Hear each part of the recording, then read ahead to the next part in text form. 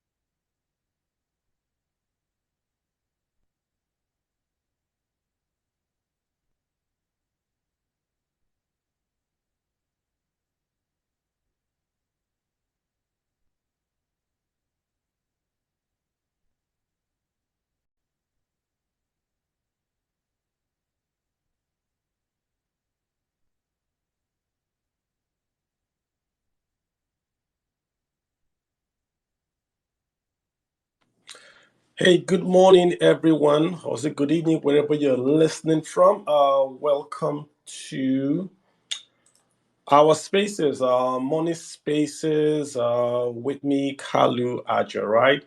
So we do this every week. We talk about money, personal finance, the economy, how it relates to you, though. We want to make it like bring it to you, to your kitchen table, right? How all this money talk can be useful to you. So this week, the Nigerian Bureau of Statistics, right? They released their quarter two, 2022 trade report. So that report essentially will documented, like Nigeria's trade with other nations, our imports, our exports, who we are exporting to, who we are importing from. And I just thought it was going to be a good idea for us to use that report as a basis, right, to talk about exports and how we can, how we can benefit from it. Of course, the reasons are very, very obvious. In Nigeria right now, the economy is recently is in a slowdown, right? And we've seen the naira, the official currency of Nigeria, we've seen it devalue. Unofficially, it's above 700 naira to $1. Officially, we're seeing the dollar is still about 435. But during the week, the finance minister said there has to be a devaluation. She was talking to Bloomberg and she said there has to be a further weakening of the Nigerian currency, right? So that means there's going to be a devaluation. What the devaluation means, of course, is that the official currency, the naira, will now, the value would weaken. So it would go from maybe 435 to maybe 500 or 460. I'm not sure. But unofficially, it's 7. So use that as a benchmark for you. What this means for you is that if you are earning dollars, you are in the best place possible because now you are earning a currency that is appreciating, that you can convert and you can pay your local bills, right? Let's not even get into inflation. If you are holding the naira, you are basically holding a currency depreciating by about 19% on an annual basis right now due to inflation. The dollar also depreciates, but holding a dollar is less, about 7, 8%. Naira is about 19%. You don't need to be a genius to figure that one out. So in terms of earning a different currency, in terms of divesting, and avoiding inflation, exports is the way to go, right? We had done something about with exports before, Mr. Emmanuel, where we brought him in, and he's an exporter for many years. You're going to hear him talk, right? And he talked about where he exports to, what he exports per se. I'm going to share on the tweet now. Those products that Nigerian Bureau of Statistics has identified as Nigeria's main export crops, right? I mean, the number one is cashew.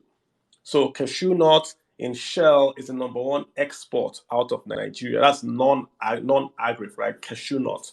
Number two is sesame. They spell it here as sesanum. I don't know what that means, but I think it's sesame street. Sesame seeds is the number two export out of Nigeria. And of course, the third guy is going to be cocoa. So cocoa used to be number one. Cocoa has come down all the way from number one to number three. Then sesame nuts is number 4. Then natural cocoa butter, number 5. So, I mean, you're talking about cashew, sesame, and cocoa. Those are the 3 things here that the Nigerian Bureau of Statistics has identified. There's also coconuts.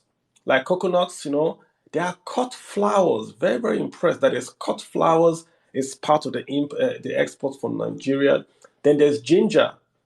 And of course, there's also crude coconuts, right?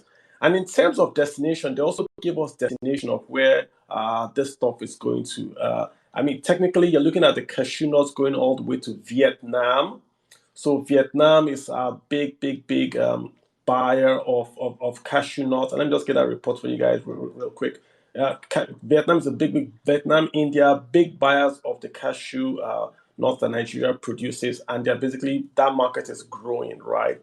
India, Spain, the Netherlands, United States, and Indonesia. These are the main export markets that Nigeria essentially has for its products. Let me dig in and give you guys the exact countries buying the exact product. And I'm just going to bring in Mr. Emmanuel to give us more or less the practical side. Like, we're going to ask him, does he export this particular crops? If he doesn't, how can I, if I'm a novice, I've never done exports before, and I want to get into export, what should I do first, second, and third? How can I get into this export game? Essentially, what we're going to talk about this evening. We've got about an hour or two, and Mr. Manuel is a very, very experienced guy. Let me have him introduce himself so that we can just start off. Mr. Manuel, hi.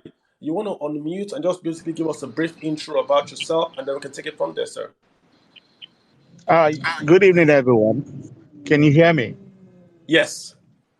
Okay. Good evening, everyone. Sorry, I'm on the road, but we can do this. Uh, okay. I am Emmanuel Ajay. Um, I'm an exporter for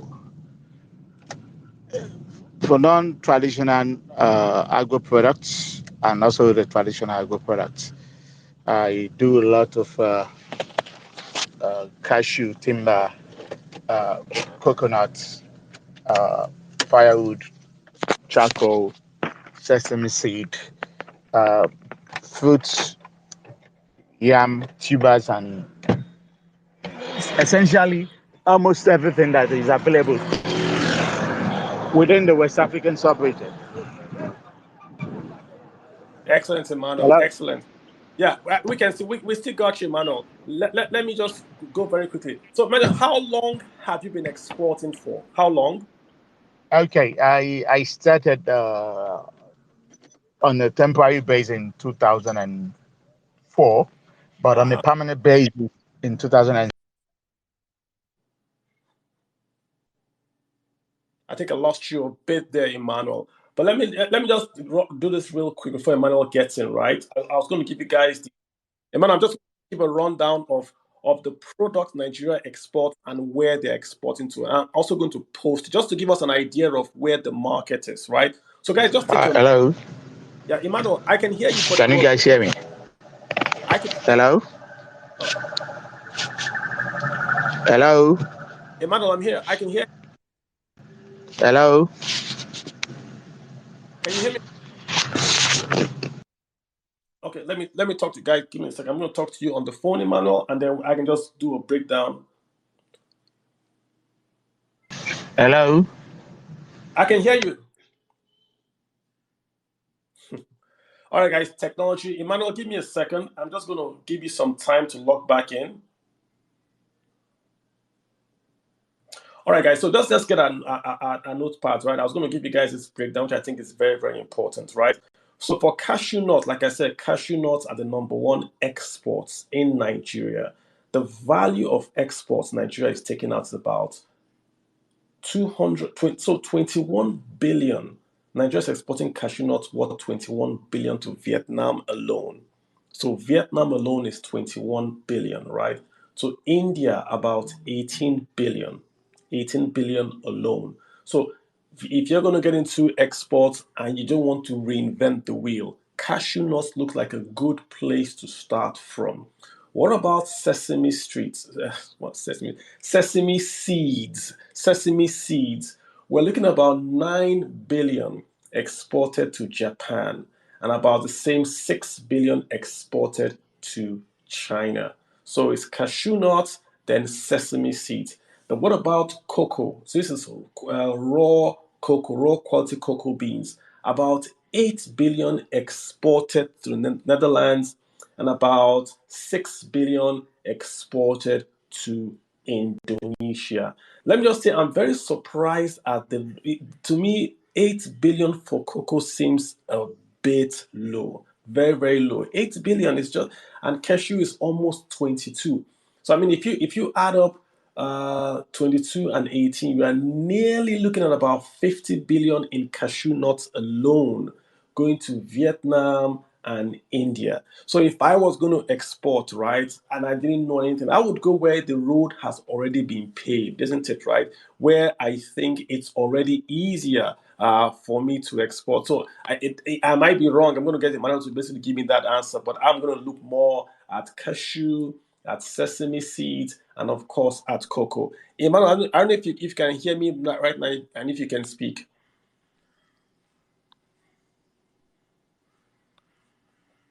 I think I lost Emmanuel. All right, guys, he's going to come right back. Let me just quickly jump in. I've got a few guys have already requested to speak. I've got Chief Ugo Amaka, number one. Really long title. Antonia, is that you? How are you doing today? Hi, good evening or good afternoon. I'm doing very well. Thank you for the opportunity to speak. Excellent. Yeah. What did you want to talk about in exports with us? So I wanted to talk about the export opportunities for everyone in West Africa, right? I believe that we need to trade more. I understand that we have a lot of food insecurity, but I also believe that there are a lot of potential in that sector. So I've Yeah. been exporting for about 3 years, and all the products that you have highlighted are some of the products that I have been exporting. But I'm going to talk about cashew nuts. So I do think that there's so much opportunity. I don't have the figure, but I would use the figure that you have already shared with us. I think you mentioned about 40 billion in export value.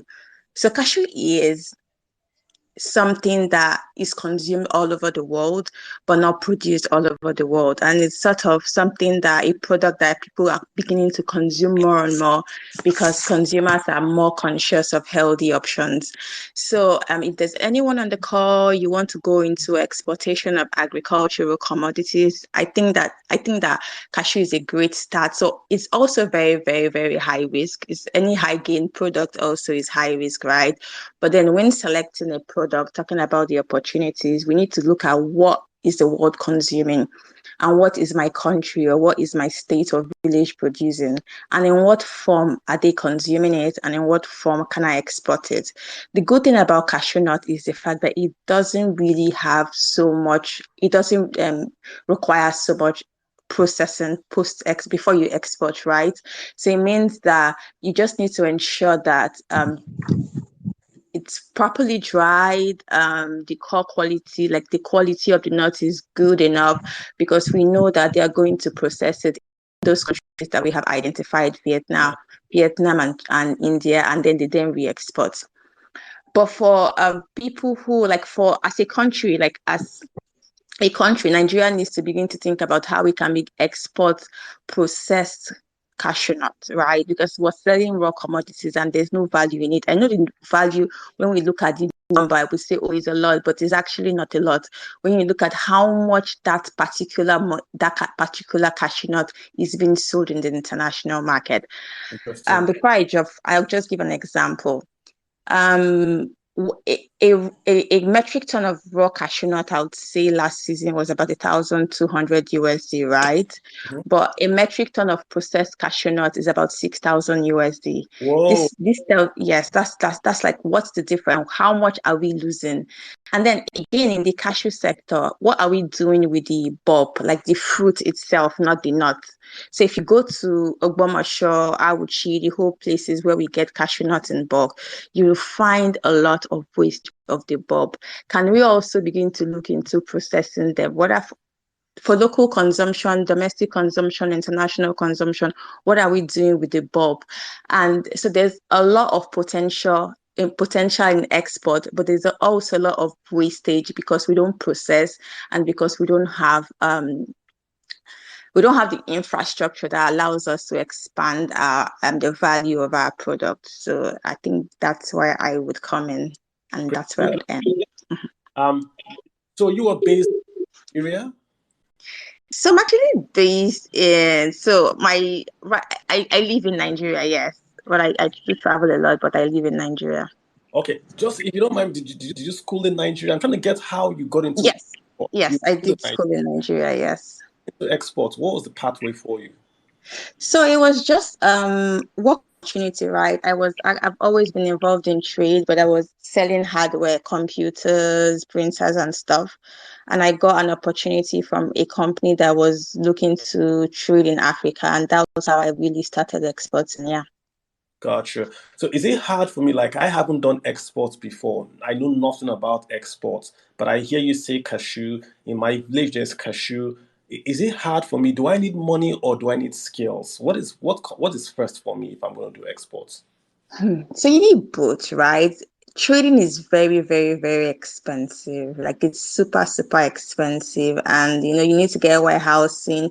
But skill is also, I'd say you need the skill first, right? So you can actually sell your skill, you can export your skills to exporters, which is actually how I started. So by the time I had realized that there was so much potential there, I began to work first as a broker. For cashew nut, I understand the value chain, I understand how to source cashew nut, I understand how to check for the quality of cashew, load the cashew in the container, how to ensure that the container is well dressed so that you don't lose so much at sea. So I was able to sell that value as a service to importers from Africa, from the Asian countries that we already highlighted. So I would say skill. So because when you become an expert or sort of a specialist in a particular crop or commodity, you're able to monetize that. So yeah, skill.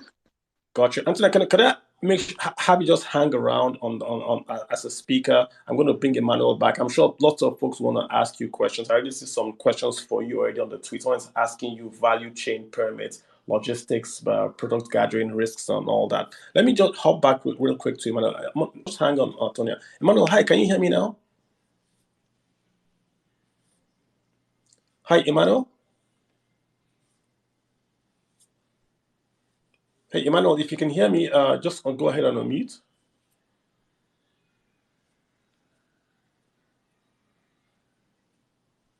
Okay, Emmanuel might have some technical issues. Let me hop real quick to Mazi. I've got Mazi Chinedu and Zeribe. How are you doing, sir? Mazi Chinedu, I hope it's not from me, guys. Can you guys hear me? Hey, Mazi, hi, thanks. Mazi, you're from Mr. What's up? How are you doing, sir? Good evening. Can you hear me? I can hear you very well, thank you. Okay, no, sorry. I just wanted to, the last speaker, the lady. Yes. I've not done export before, please. Yeah. I'm just like novice like you. The question I want to ask is, someone who's not done export before, you want to start. What's the process? Where do you start from? How do you start? And then correct. Yeah, I mean, that's the question I want to ask. That was what I brought Emmanuel for. Like, thank God Emmanuel is on the space with us today. But Emmanuel was really going to be the one to take us through 1, 2, 3, 4, 5. I don't know anything, but I want to get into this business. How much do I export cashew and all that? So I'm mising Antonia. I want to sort of hear the questions. Or let me just go, Antonia. Let me just ask you real quick. Just ask what everyone wants to hear. Antonia, you can unmute real quick, right? So let's say like the question Marty is asking. Let's do cashew. Cashew is number 1 in Nigeria right now, about nearly 50 billion, just in Q2. This is just Q2, guys. Going to Vietnam, going to India, right? And we're getting our data from the Nigerian Bureau of Statistics. How should I start? What is the 1, 2, and 3, Antonia? So I know that a lot of people, like I get this question all the time. I want to export. I think that the first part would be to actually research and understand the value chain, like the supply chain of whatever product. And then what are the comparative advantages even before you decide to start getting permits? So that way you know where you're going to play in the supply chain. What do you mean by supply chain? What does that mean? So from the farm to the aggregation to the warehouse to the, the whole, how the crop moves from the farm to the, I would say, port of loading or to the final destination. They're like supply chains, right? So I think that you need to understand it first of all, understand the crop, and then find the crop. After you found the crop, understand the supply chain. And that's when you will then decide if you want to export or not. But exporting is not an easy business at all. Like, it sounds very interesting, right?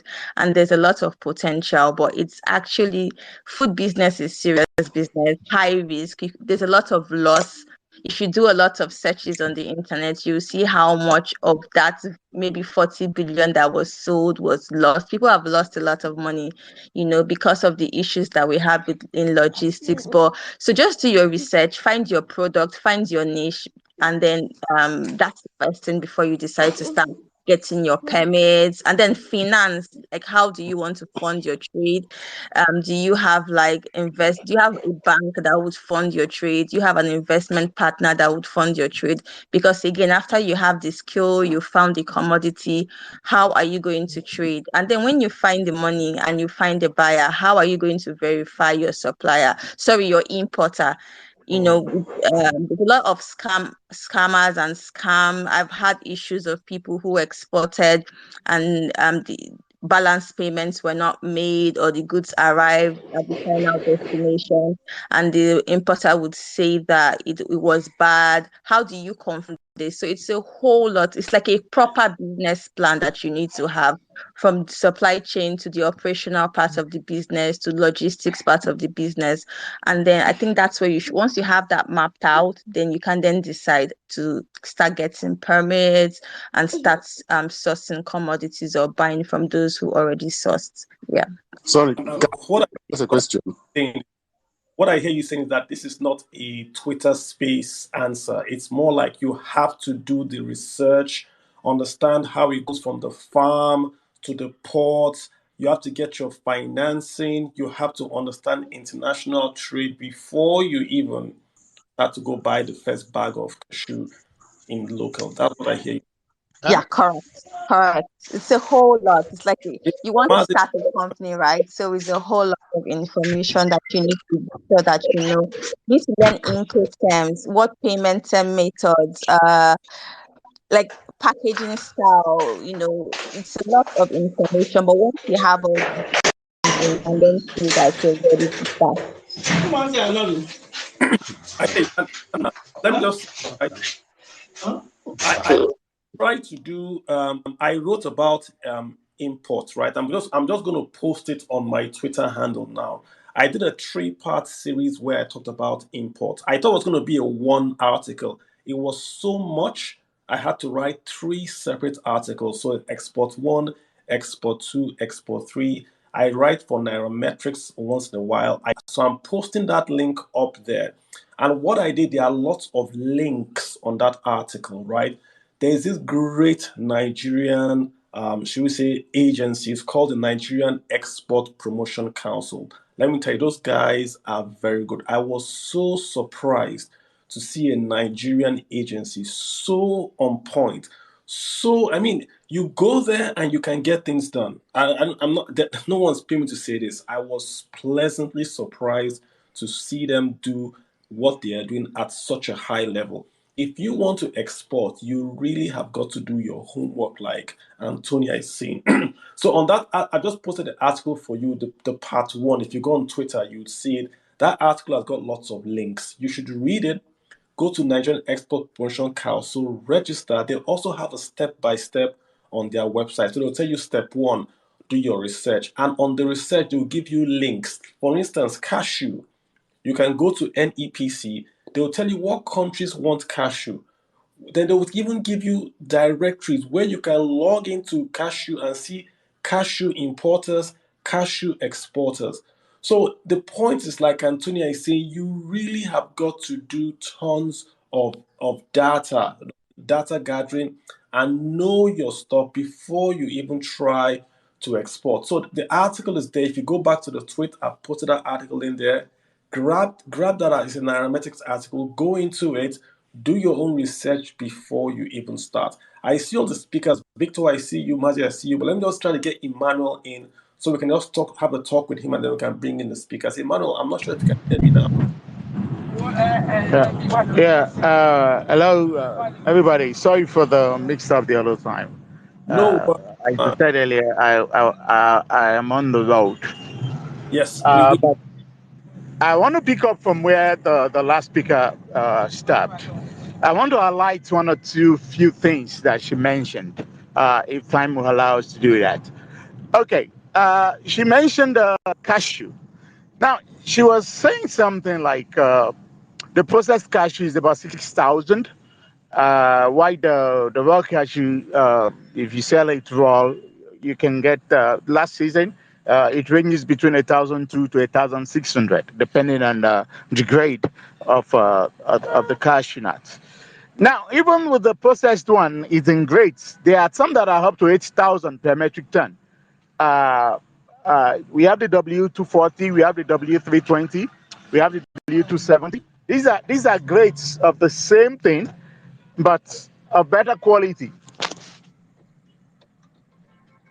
that you can export and get premiums, good premiums for your product. Another one is this. She was talking about the bulb. Apart from the seed, she was talking about the bulb itself. Uh, it's supposed to be used for ethanol production. It's very rich in ethanol and other derivatives that it's good for the distillery companies. Another one is the one that we have not done anything about in Nigeria, which, to my surprise, is the shell. Some component of the shell is well sought after in the market, in the cosmetology market. They extract some byproduct from it that is very, very, very essential in cosmetic making. And I do not understand, with our vast growing cosmetic market in Nigeria, we've not been able to tap into that. It's a huge thing in itself. So on that basis, the full cashew product itself, there's nothing that is supposed to go to waste. Hello? Emmanuel, we can hear you. Go ahead. There's nothing that is supposed to go to waste in it. Now, the export business is a very tricky one. Before you look for money, you need to learn the expertise, because if there's anything that can drain your resources if you do not know what you're doing, is the export business, because your buyers will be expecting top-notch products. Anything less than that, you lose your money. You need to learn finance, payment methods, letter of credit, CAD, cash on delivery. You need to learn logistics. You need to learn packaging, preservation, marketing. A whole lot. It's a whole thing. You need to, where you don't know, hire experts. Expert is not something you just want to do by yourself if you do not know what you're doing. If you know what you're doing, you make a lot of money. But if you do not know what you're doing, you lose a ton of money.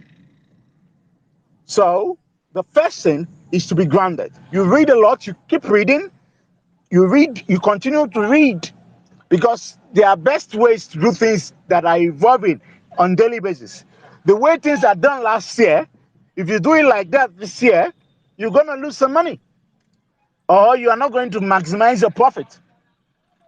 Cashew in itself is tricky. It's tricky in a way that if it is not properly dry, by the time you get to destination, it has started growing. and you lose money. If you have been paid, you lose the customer, and that's is not something you want to contemplate on as an exporter. Interesting. So you need to be grounded in science. You need to be able to spend some little money to be able to make sure your processes are accurate. You need to double check on your testing methods. You need to double check on the humidity level of the product, because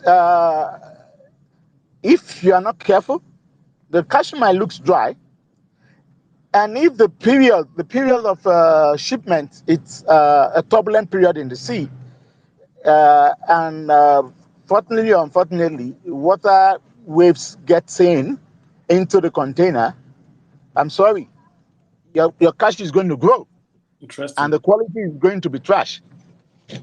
Emmanuel, can I ask you? Yes. You look at the three top exports of Nigeria. There's cashew, there's sesame, there's cocoa. We know why cocoa. Why are cashew and sesame the number one and two? What is special? Is it that they're Okay. export? Why are they growing in export value? Now let me tell you why cocoa is going down. It's about standard. If you look at the cocoa index there, you see there are two or three cocoa items: superior quality and standard quality. If Yeah. you look at it properly, yeah, though it's because of the quality differentials. Now the thing is this: there is no standardizing of quality in Nigeria for cocoa. And that is the difference with Ghana, the difference with Cote d'Ivoire. Wow. Because with Ghana, if your quality is not up to notch, you can't export it. The government is actually the only exporter of the superior quality of cocoa. Oh. So Yes, when the let government picks what they want, they leave the remnant for you to sell at the standard quality. The standard quality is what you can sell. Now, the thing about this is this, and this is what because it's an election period, if there is anybody there who have the ears of people seeking for elections, they should listen carefully. This is what we should do as a country. In fact, we started as a state, and let each state have export marketing company. I'm not talking about board. I'm not talking about just overseeing an export marketing company. Now, this is the thing. You form as an aggregator, as an agent, as a buyer for the farmers, and as an exporter to the international market. This way you can do volumes, finances will not be a problem, sourcing will not be a problem, because your local farmers, you incentivize them to be able to grow more. You buy from them. Warehousing will not be a problem because you have the power of the state. Wastage will not be a problem because the farmers will be able to get good money for their product because you buy. Preservation will not be a problem because you as a state, will employ the best in the market, provide the best facilities, and sell as a company owned by the states. What stops each state from having a company like the NNPC for cashew in state like Kogi, like Imo, like Enugu, where there's abundance of cashew? What stops the states from venturing into cashew marketing in export basis? The farmers are there, the money is there. Emmanuel, so have you finished? Have you finished these suggestions? I want to ask a question. I've not finished. I just gave a tip Go ahead. of what the suggestion is, but we can. It's not something we can just go into break it down in a bit. It's a full. If they are interested, they can contact us for free. We can give them the template on what to do. Because if Nigeria grow, we all benefit from it. So it's not something that it's not an idea that we are trying to sell. It's an idea we are trying to give out for free. If they follow it up, the better we are. The better we all are. So each state if you are good in sesame seed, have a sesame marketing company. That's what Vietnam is doing. For rice, Thailand, the same thing. That's why you see so much of their rice everywhere. They use the power of the state. So in essence, let me see if I can sum. So Ghana, in Ghana, they have a central export guy that does the quality checks before you are allowed to export. But yes, for cocoa, for cocoa, you can't even export cocoa without government approval. The government is they buy from the local farmers, store it, bag it, preserve it, standardize it, and sell to the international market. In fact, let me tell you another thing. Even before the product is ready, the government of Ghana would have secured funding in billions, in several billions of dollars. Interesting. To buy the product from the farmers and sell to the international market. Now they will be dealing with big conglomerates, in big volumes. Got you. With the power of the state, so they are no longer small. So they can get good price, good value, and they can deal with any issue. Yes. As a big entity. Thank you for highlighting this for us, because when you look at the export numbers, and again I get the export numbers right, cashew nuts doing almost 50 billion. Sesame is almost 25-30 billion. Then you come to cocoa, and we all know cocoa used to be the mainstay of Nigeria's non-oil export, and it's almost a pittance. So thank you for actually giving this reason. It makes sense to have. It's about standard. Yeah, it is about standard. The standard goes up, it goes up. So because the standard is low, so they are categorizing it as 1 and 2. The one which you get the best price for is the superior quality. The one which you get base level market price for is the standard quality. So you cannot have it like that and be able to get the best price right. That is the problem with the cocoa market in Nigeria. Cocoa is less than 30 billion. The superior quality, from the record from the Nigerian Bureau of Statistics, is less than 10 billion from superior.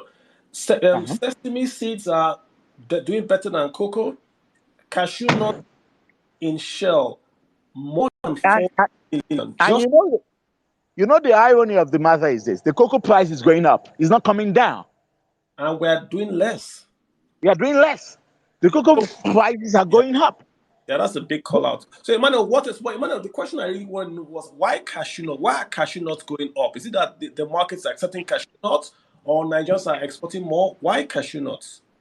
Okay, now the thing with cashew nut is this: if you check the buyers of our cashew nut, they are basically Asian giants: Vietnam, India, and China. Now, most of the product you see going to Vietnam is actually going to China by road. Yes, they use Vietnam as a passageway. When it gets to Vietnam, they load the truck to China. 70% of what you see Vietnam buy lands in China. It's like the way Thailand uses Cotonou to Nigeria. Sorry, just a sound check. Can you guys hear me? Just a sound check. Olumide, can you hear me? Can you guys hear me? Sound check. I got a DM saying we can hear me. Can you guys hear me? Yes, I can hear you. Yeah, Victor, thanks. Yeah, so man, sorry about that. Continue. Yeah, I can hear you. I'm saying. All right, go ahead. What I'm saying is this: you see, for cocoa, for cashew nuts, they buy all the grades. LBS 42, 43, 44, 45, 47, 50, 52, 57. And this particular season, Nigeria has a windfall. Why? The market price of cashew nut came down a little bit. The international market price came down a little bit. So traditional countries that do better, like Cote d'Ivoire, Ghana, Equatorial Guinea, and Guinea-Conakry, they lost money because our prices were one of the cheapest in the market before. Do you understand the thing? The thing is this: 2 seasons ago, the price was around 2,000, 2,100, 2,200, 2,000. 2,300, 2,400, depending on where you're looking at. But this season, the price dipped as low as even 1,000 from. But you see, the Nigerian market has been between 1,002 and 1,004 for a long period of time. So the market dipped this season, to meet the pricing of Nigeria. Do you understand? I'm with Hello? you, man. I'm just listening. I'm just learning. I'm saying that the international market dipped to meet the same price that Nigeria has been selling, because quality-wise, Nigerian cashew is not that high, but price-wise, it's very good. Oh. But this year, the international market price dropped to meet the Nigerian market price. Gotcha. Disadvantaging countries with high quality. So they were holding up to their products while Nigeria was selling. Was that like a strategy on Nigeria's part? No, it's just sheer luck. Value when the naira against the dollar goes down, you'll be able to, because cashew is you pay the local farmers in naira per kg or per bag, depending on where you are buying from. So, Emmanuel, having this running argument with Nigerians about the weak naira, and I think you just confirmed it now, that because we devalued, right, the Nigerian export of cashew became cheaper. Yes.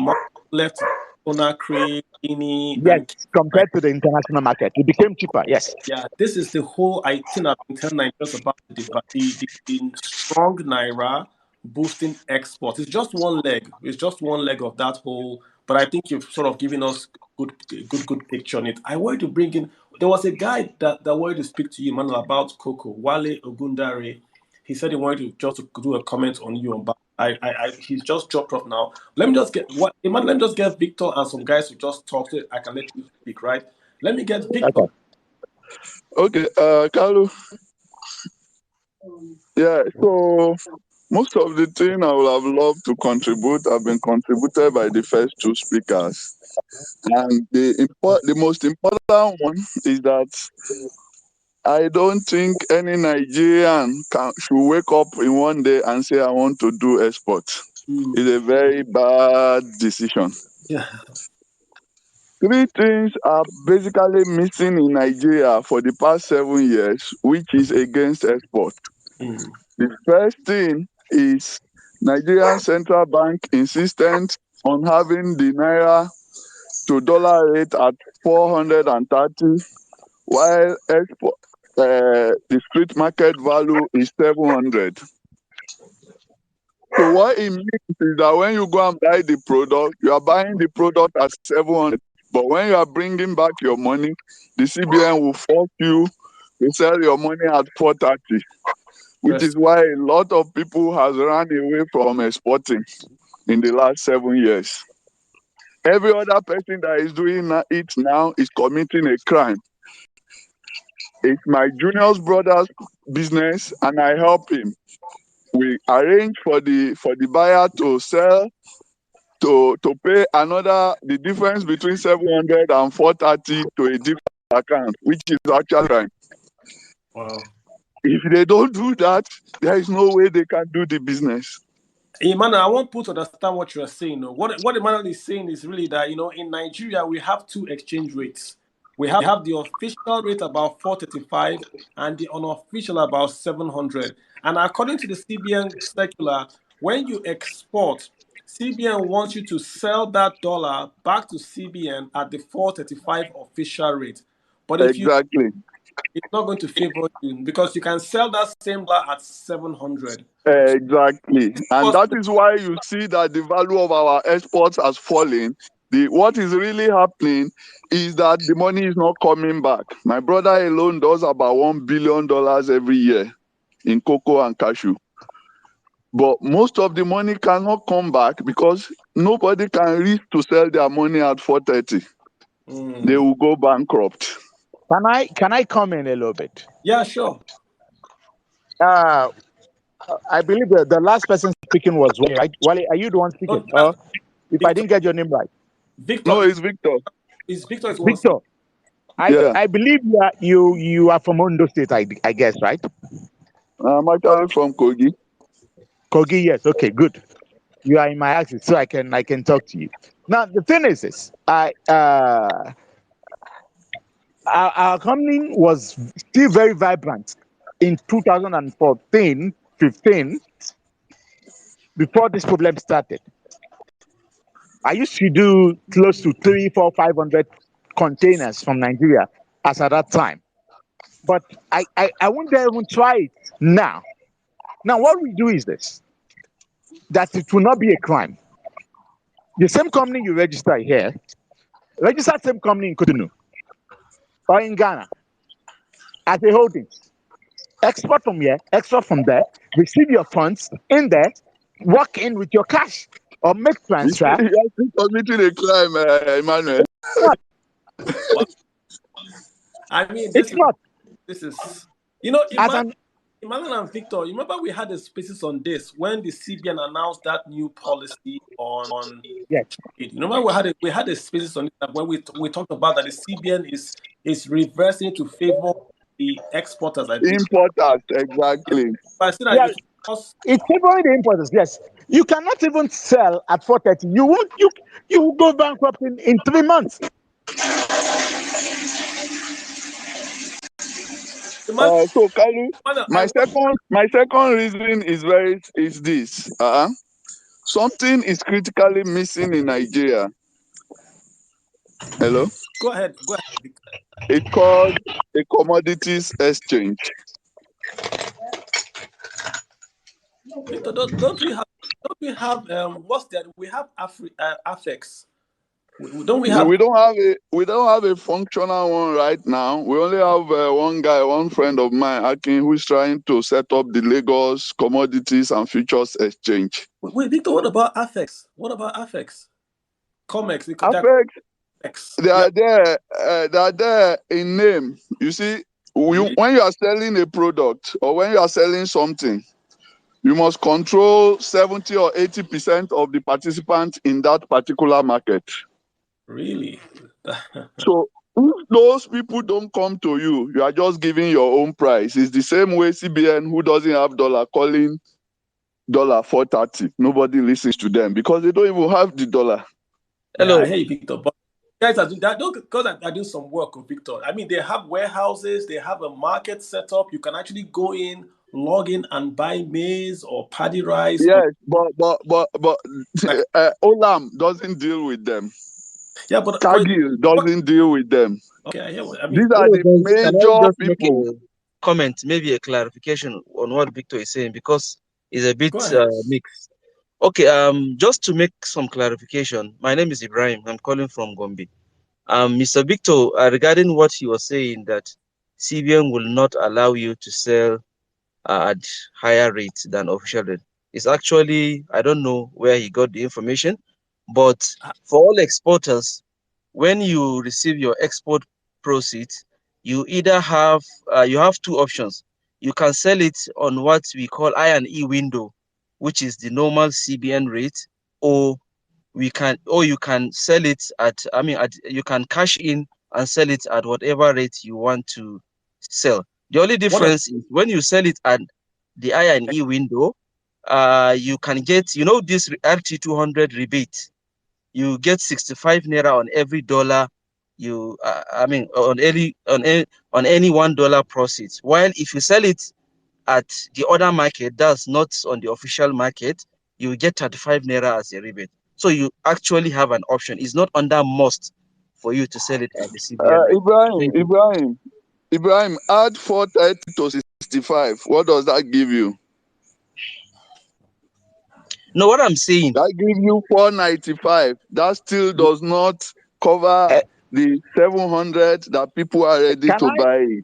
What I'm saying, you have an option. Yes, you can come in. Can I come in, Ibrahim? We are not saying that technically the options are not there, but you cannot walk into any bank in Nigeria now, even export proceed, and tell your bank you want $10,000 in cash. You won't get it. No, it even has to go through NCX. You must have an NCX form, so you cannot even touch the dollar. So I don't know what Ibrahim is talking about. You can't touch it. What I know is that this is even when you get the approval, you must it's still not available. If you need 10,000, they can give you 2,000 or 3,000 at most. That is true. So how long are you going to go about that? How do you do business with that kind of setting?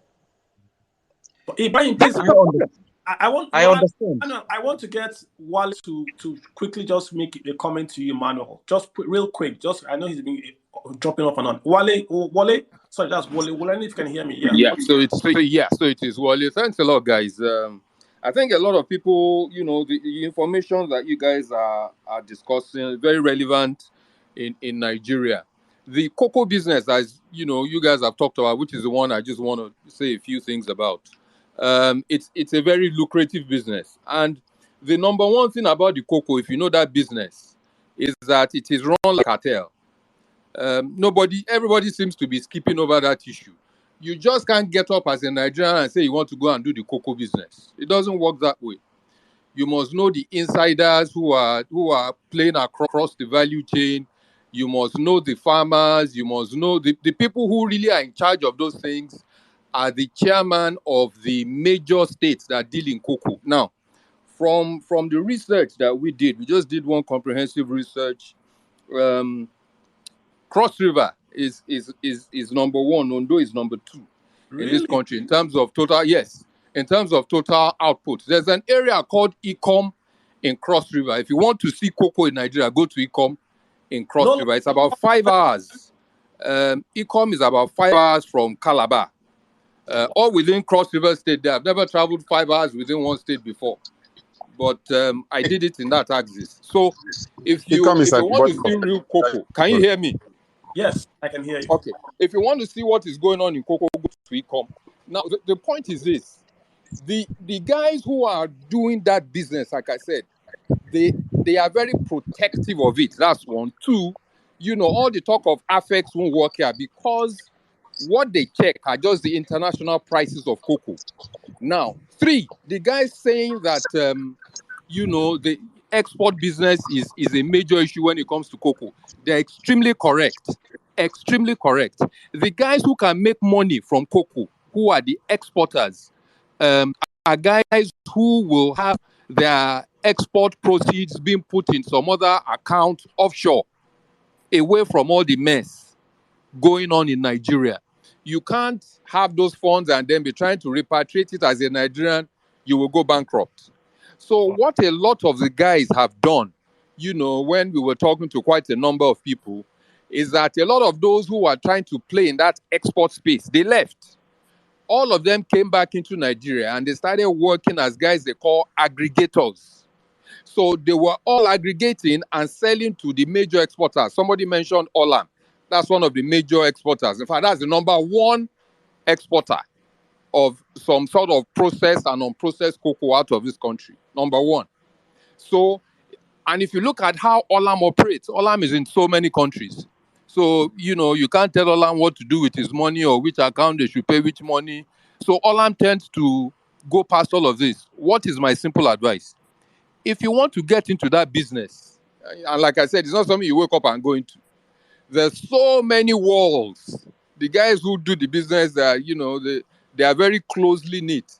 You can't even go and talk to somewhere like Ondo State. You can't just go to Ondo State and start talking to farmers of cocoa. The guys who are aggregators will sue you. If you go to Cross River, where is a major hub for whatever, all of their farmers are somewhat tied at the apron to the guys that they call aggregators. And a place like Cross River, you find out that I was to the DG of the Cross River Cocoa Regeneration Agency. They have close to about 5,000 acres of cocoa land that nobody's doing anything with. And here we are saying we're looking for money, we're looking for dollars. There's so much money in that business, it is unbelievable. That's why you will see the guys like, and let me say put something on record, even though they will deny it. The guys that people mentioned earlier on, these Olam guys, they fence people from doing this business. You can take that information to the bank. They will fence you, they will block you. They will tell the farmers and the aggregators not to sell to you, and that is the end. So when we discuss Nigerian issues, I like to address it from a point of we are in a systemic distress. Each time we look at these issues and we're trying to solve one issue, we can't solve one issue. So many issues are intertwined, such that while you are trying to solve one, you create another problem here. While you are trying to fix this, because all of those things are intertwined. Listen to this last thing I said. Maybe you've made some few billions, you're going to do some business, and then you say, let me do cocoa. You can't, even with your billions. And the guys who do this business will tell you that we have more cocoa than money. It's a money-driven business. So some of what the guys are saying is correct. I just decided to share this information because people need to be aware. Nobody should start having this idea that there's money in this cocoa, let me get into it. It's a lie. You will go bankrupt. Well, so people FYI. that just want to enter with just 10,000, 100,000. We should just what should we do? Forget it.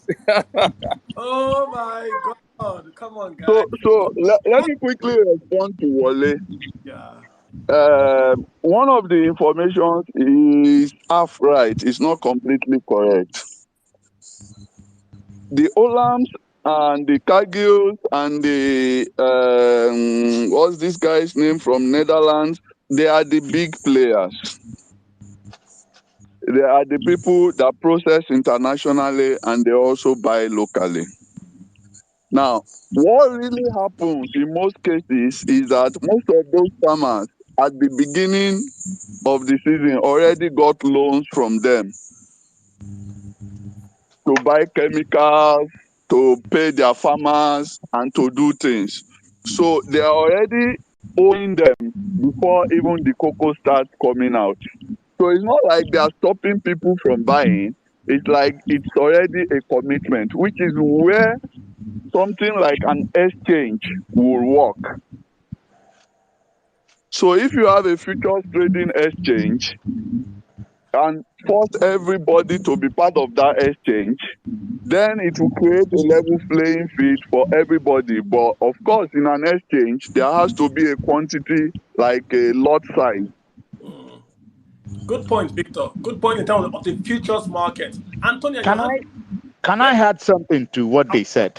Emmanuel, when you're done, can Antonio just hop real quick? Go ahead, Emmanuel. Okay, please. Okay. The first guy spoke about Olam and the rest. Yeah. Olam are the bad and the good guys at the same time. The thing is this: Olam, as a company, they bring in the chemicals themselves. They sell this product. Use this product to tie down the farmers to contracts. Most times at base rate. As in base rates that you cannot wriggle out of.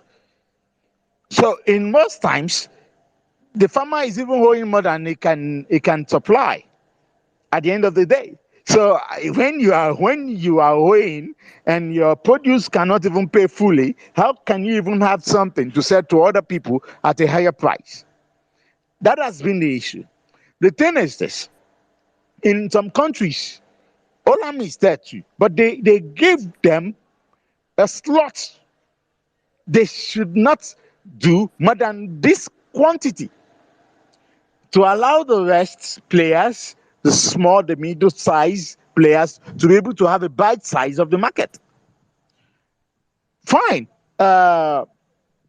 Sometimes, if you want to get into cocoa exports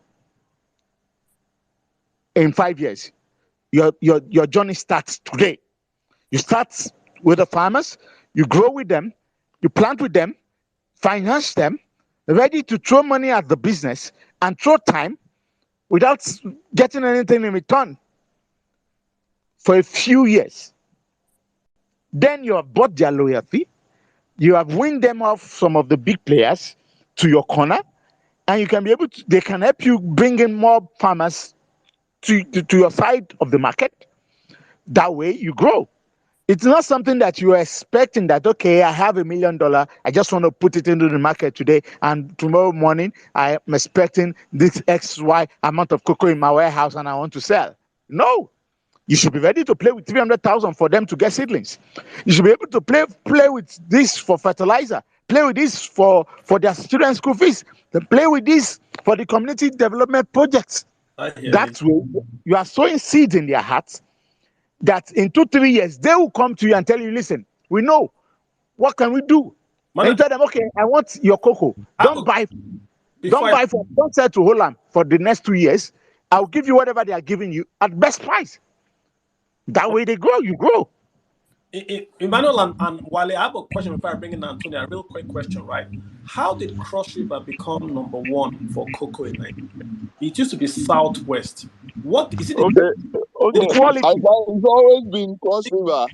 The only problem is that most of the Ecom cocoa was smuggled into. Ecom is not close to Cross River. It's actually closer to Enugu and what's the other state? It's closer to Enugu and Makurdi. Benue. It's closer to Enugu and Benue. So most of their cocoa have always gone through Enugu and Benue into the southwest. So that's why nobody has recorded them before until their governor came. They now made proper investment to stop people from coming to take their cocoa from other states.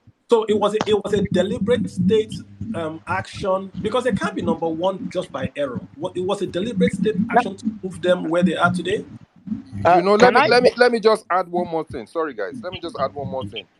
A lot of about 20-25% of the cocoa, and you'll find it's very interesting, 20-25% of the cocoa starts that will come out of Cross River actually comes in from southern Cameroon. Yes. Because they share between Ecom and the southern Cameroon border is less than 15 minutes. And there's a lot of cocoa in southern Cameroon. So what you find is that a lot of the guys in southern Cameroon also route their cocoa right into that Ecom. That Ecom is like a, market. I mean, it's like a hub. I think that's the best way to put it. It's like the cocoa hub of Nigeria, because that's where you find the greatest, highest concentration of cocoa being planted and being harvested. So people are beginning to see that if we take our cocoa in here, we can sell a lot. That's why when I was speaking with the DG of the Cocoa Regeneration Agency in Cross River, he was telling me with confidence that sometime between the end of this year and about middle of next year, they will be doing comfortably somewhere between 150 and 160,000 tons of cocoa per annum. Because today, what they're doing is around 120, 130,000 tons. But he's saying they're really, really going to be upping, because they're encouraging all those guys from particularly southern Cameroon, where there are a lot of volumes, to bring it into that Ecom as well. So Wale, it's deliberate. It's the deliberate. Yeah. Yes, it wasn't by accident. It's a deliberate action. Can I butt in? Hello? Yeah, go ahead. Yes. When he said it's deliberate, that is true, but it wasn't just deliberate. It was opportunity that meets expertise at the same time. Now, for years, you see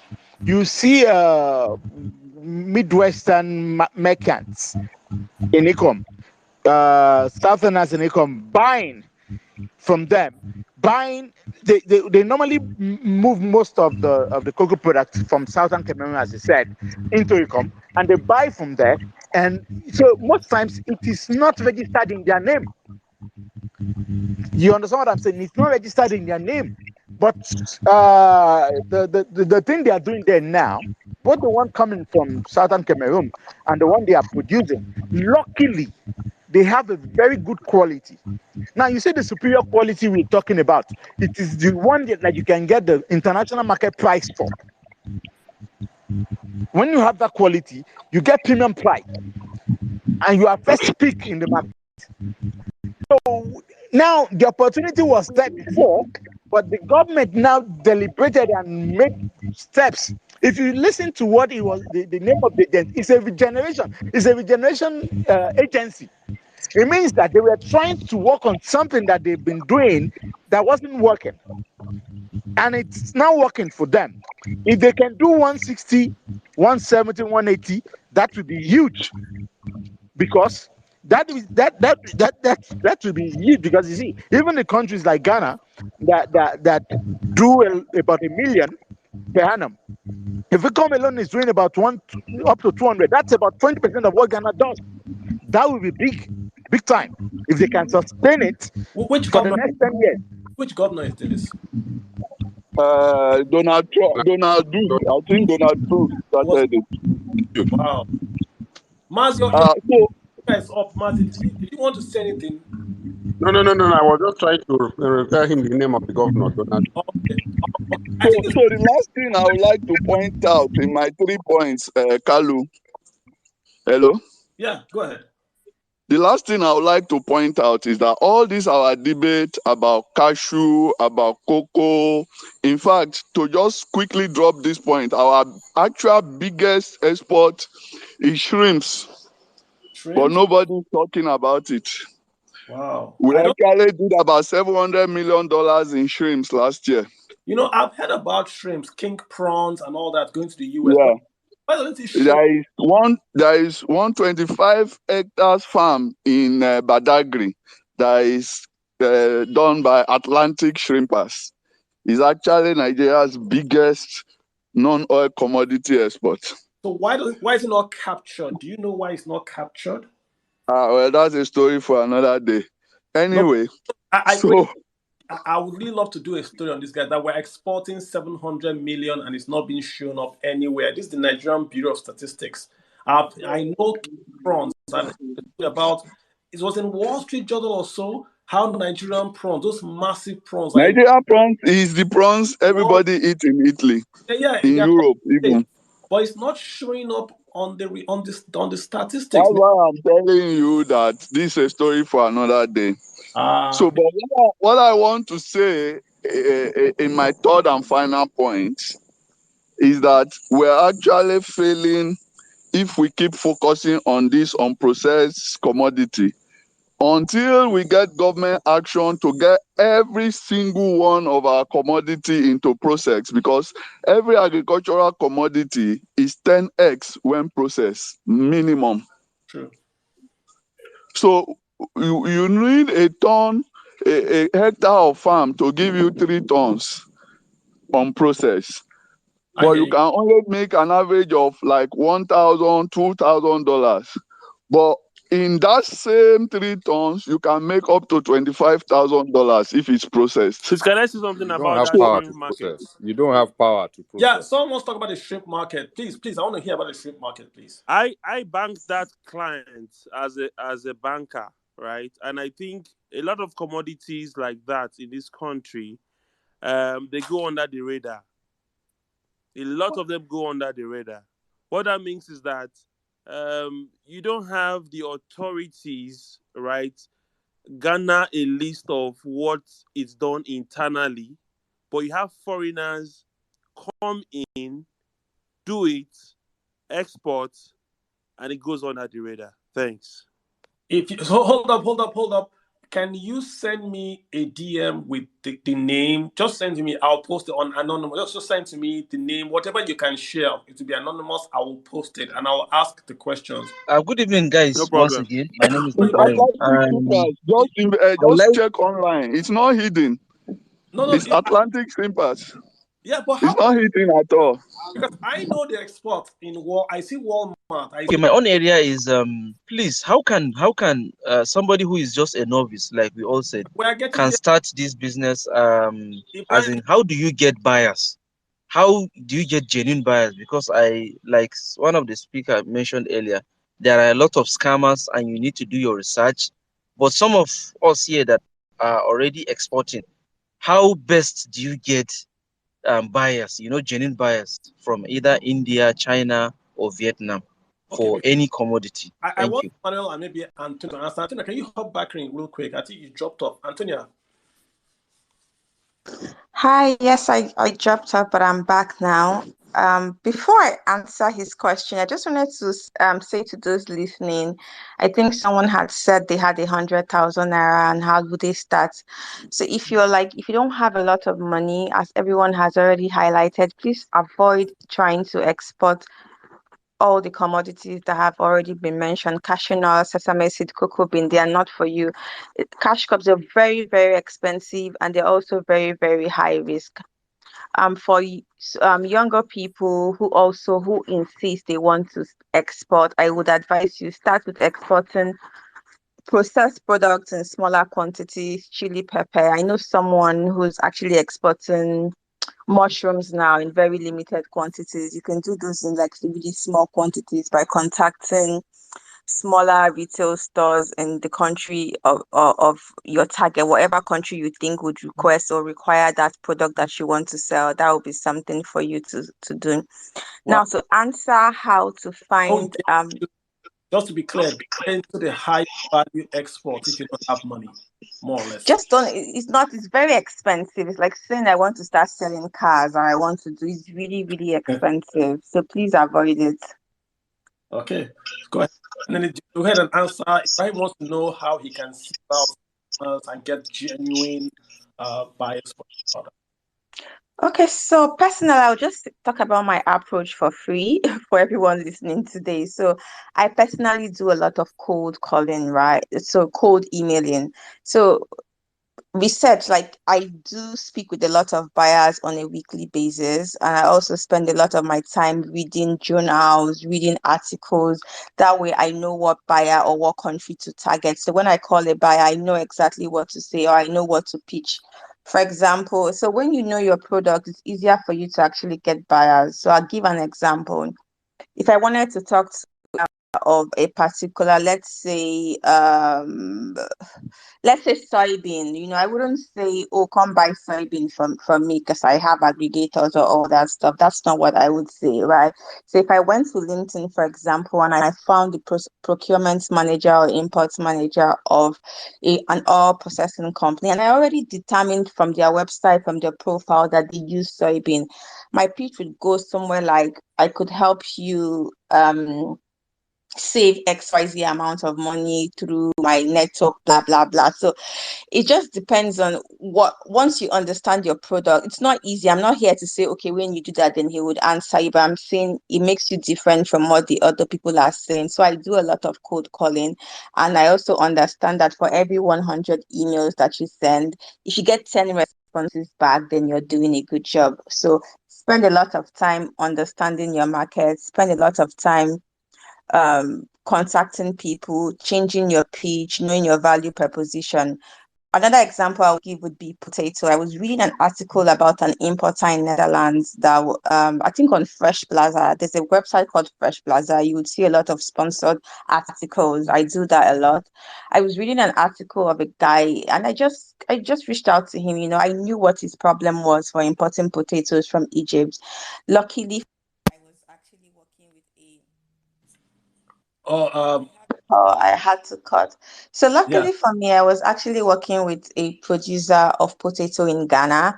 So I knew what his problem was. I knew what he was saying, and I pitched him based on have you considered like other African countries?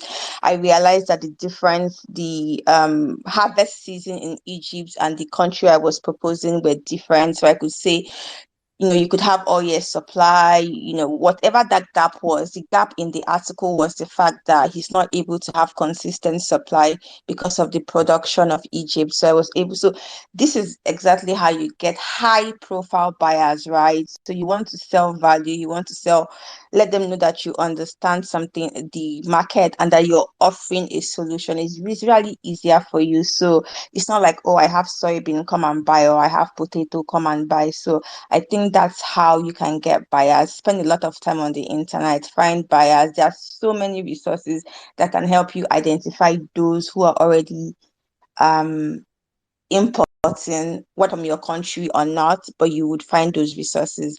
And then again, once you're already in the sector, spend time. If you have money, if you're able to be in spaces, if you're able to travel and be in spaces where you would find people like the actors that are in the value chain, right? travel to, I think there's Agra, I see Agra going on in Rwanda now. You need to be in those spaces. You need to be in exhibition. There's Fruit Logistica. There's a lot of exhibitions that you have to be in that space with your product value proposition, and you meet these people one-on-one. Is usually very helpful. I know that NEPC and other like GEPA in Ghana, they sponsor smaller traders who do not have the financial, who cannot sponsor themselves. They don't have the financial strength to be able to travel to these exhibitions. So just spend a lot of time finding these opportunities, applying for these opportunities, and then putting yourself in that space. So it's a lot of work, but I do think that people ignore cold calling, and cold calling works for me. I don't spend any money on advertising. I just cold call, and it has been good for me. Interesting. Thank you so much. Can I butt in on that? Because Sure. hello. Yeah, go ahead. Hello? In response to the guy that said, "How do you get genuine buyers?" Okay, the lady that spoke, she did well, but is at kind of arrangement is for the techie guys. Do you understand? And it doesn't work in every circumstance. Now the thing is this: earlier, what we normally do is this: you go register with the Chamber of Commerce of those countries. If you want to sell cashew nuts, go to the Chamber of Commerce of the Vietnamese embassy, register with the Chamber of Commerce. Sometimes you spend less than $300 or $400 to do this. You're a member, you're certified. What this means that anytime any buyer comes from country to seeking products of that nature, they send them your profile to contact you. Now the difference is this. Now you are going to become highly recommended. This way you can determine your price and payment options. You can determine the way you want to be paid. You can determine the way you want to be paid, where you are not the one soliciting, where they can easily tell you this is what we are paying. You take it or leave it. Here you are highly certified, and they know that because they know that you come highly regarded. Now that is one. 15, 14, 13 years ago, what we normally do is to place advert in big journals, magazines, trade magazines that are read worldwide. Now there are some adverts I've placed. Then those adverts were extremely expensive at that time. A full page can cost you about £4,000, 3,000, 3,500, depending on what you want to go with. The adverts are placed like 15 years ago that is still getting me buyers today. You see those big hotels you go into, you see magazines at the lobby, you read and you see some pages and stuff. I've got deals upon deals upon deals upon deals from that. But you see, the stage we are in now, we don't place in advert any longer. We work with trade houses and commission agents. Now, for India alone, I have like 5 trade houses I work with and commission agents who bring in daily orders. Turkey, the same thing.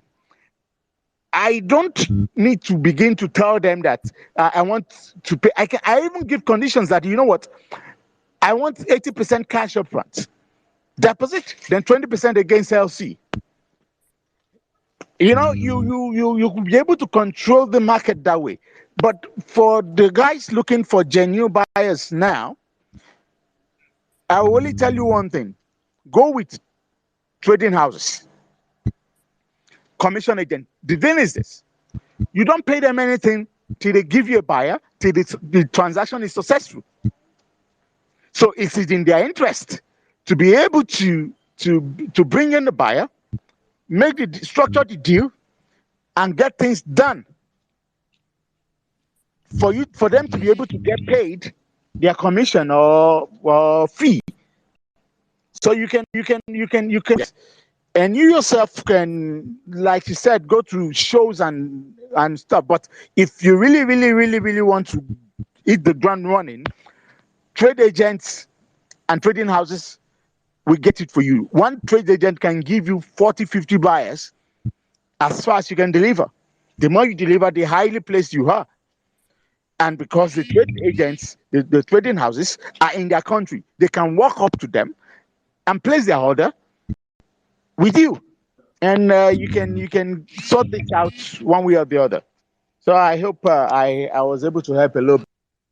Yeah, I'll just like to add one more way. And look, all these things that they have said is good, but if you are from Nigeria, you will meet a lot of frustration. So my own approved way, if I am to advise a young person who wants to start export from Nigeria, is to go and do apprenticeship from somebody who is already exporting. So that way they know you with somebody. You have dealt with them for 3 months, 6 months, maybe 1 year.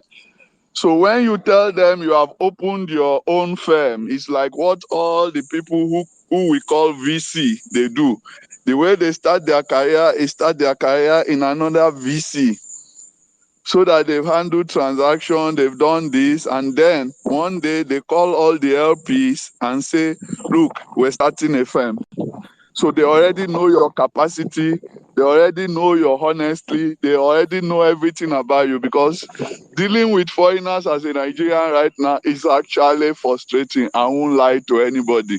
Trust me, even people who've known you for 20 years will question you. I think that's very, very good advice, Ibrahim. And Ibrahim, don't forget that if you go to the Nigerian Export Promotion Council website, like I said, they will give you actual addresses of the trade houses, of agents. It's right there. If you go to their website, go in there, you will see literally directories that you can go to that are registered and all that. So don't forget to also go to the Nigerian Export Promotion Council website. Antonio, what do you add something? I've got Antonio, I've got Vashni. Go ahead, Antonio. Your hand is up. Yes, I want to quickly add on what the other speakers spoke about doing business in Nigeria, that it's really, really hard. So I think everybody knows, whether it's agriculture, whatever sector you're in, Nigeria is the hardest place to work in.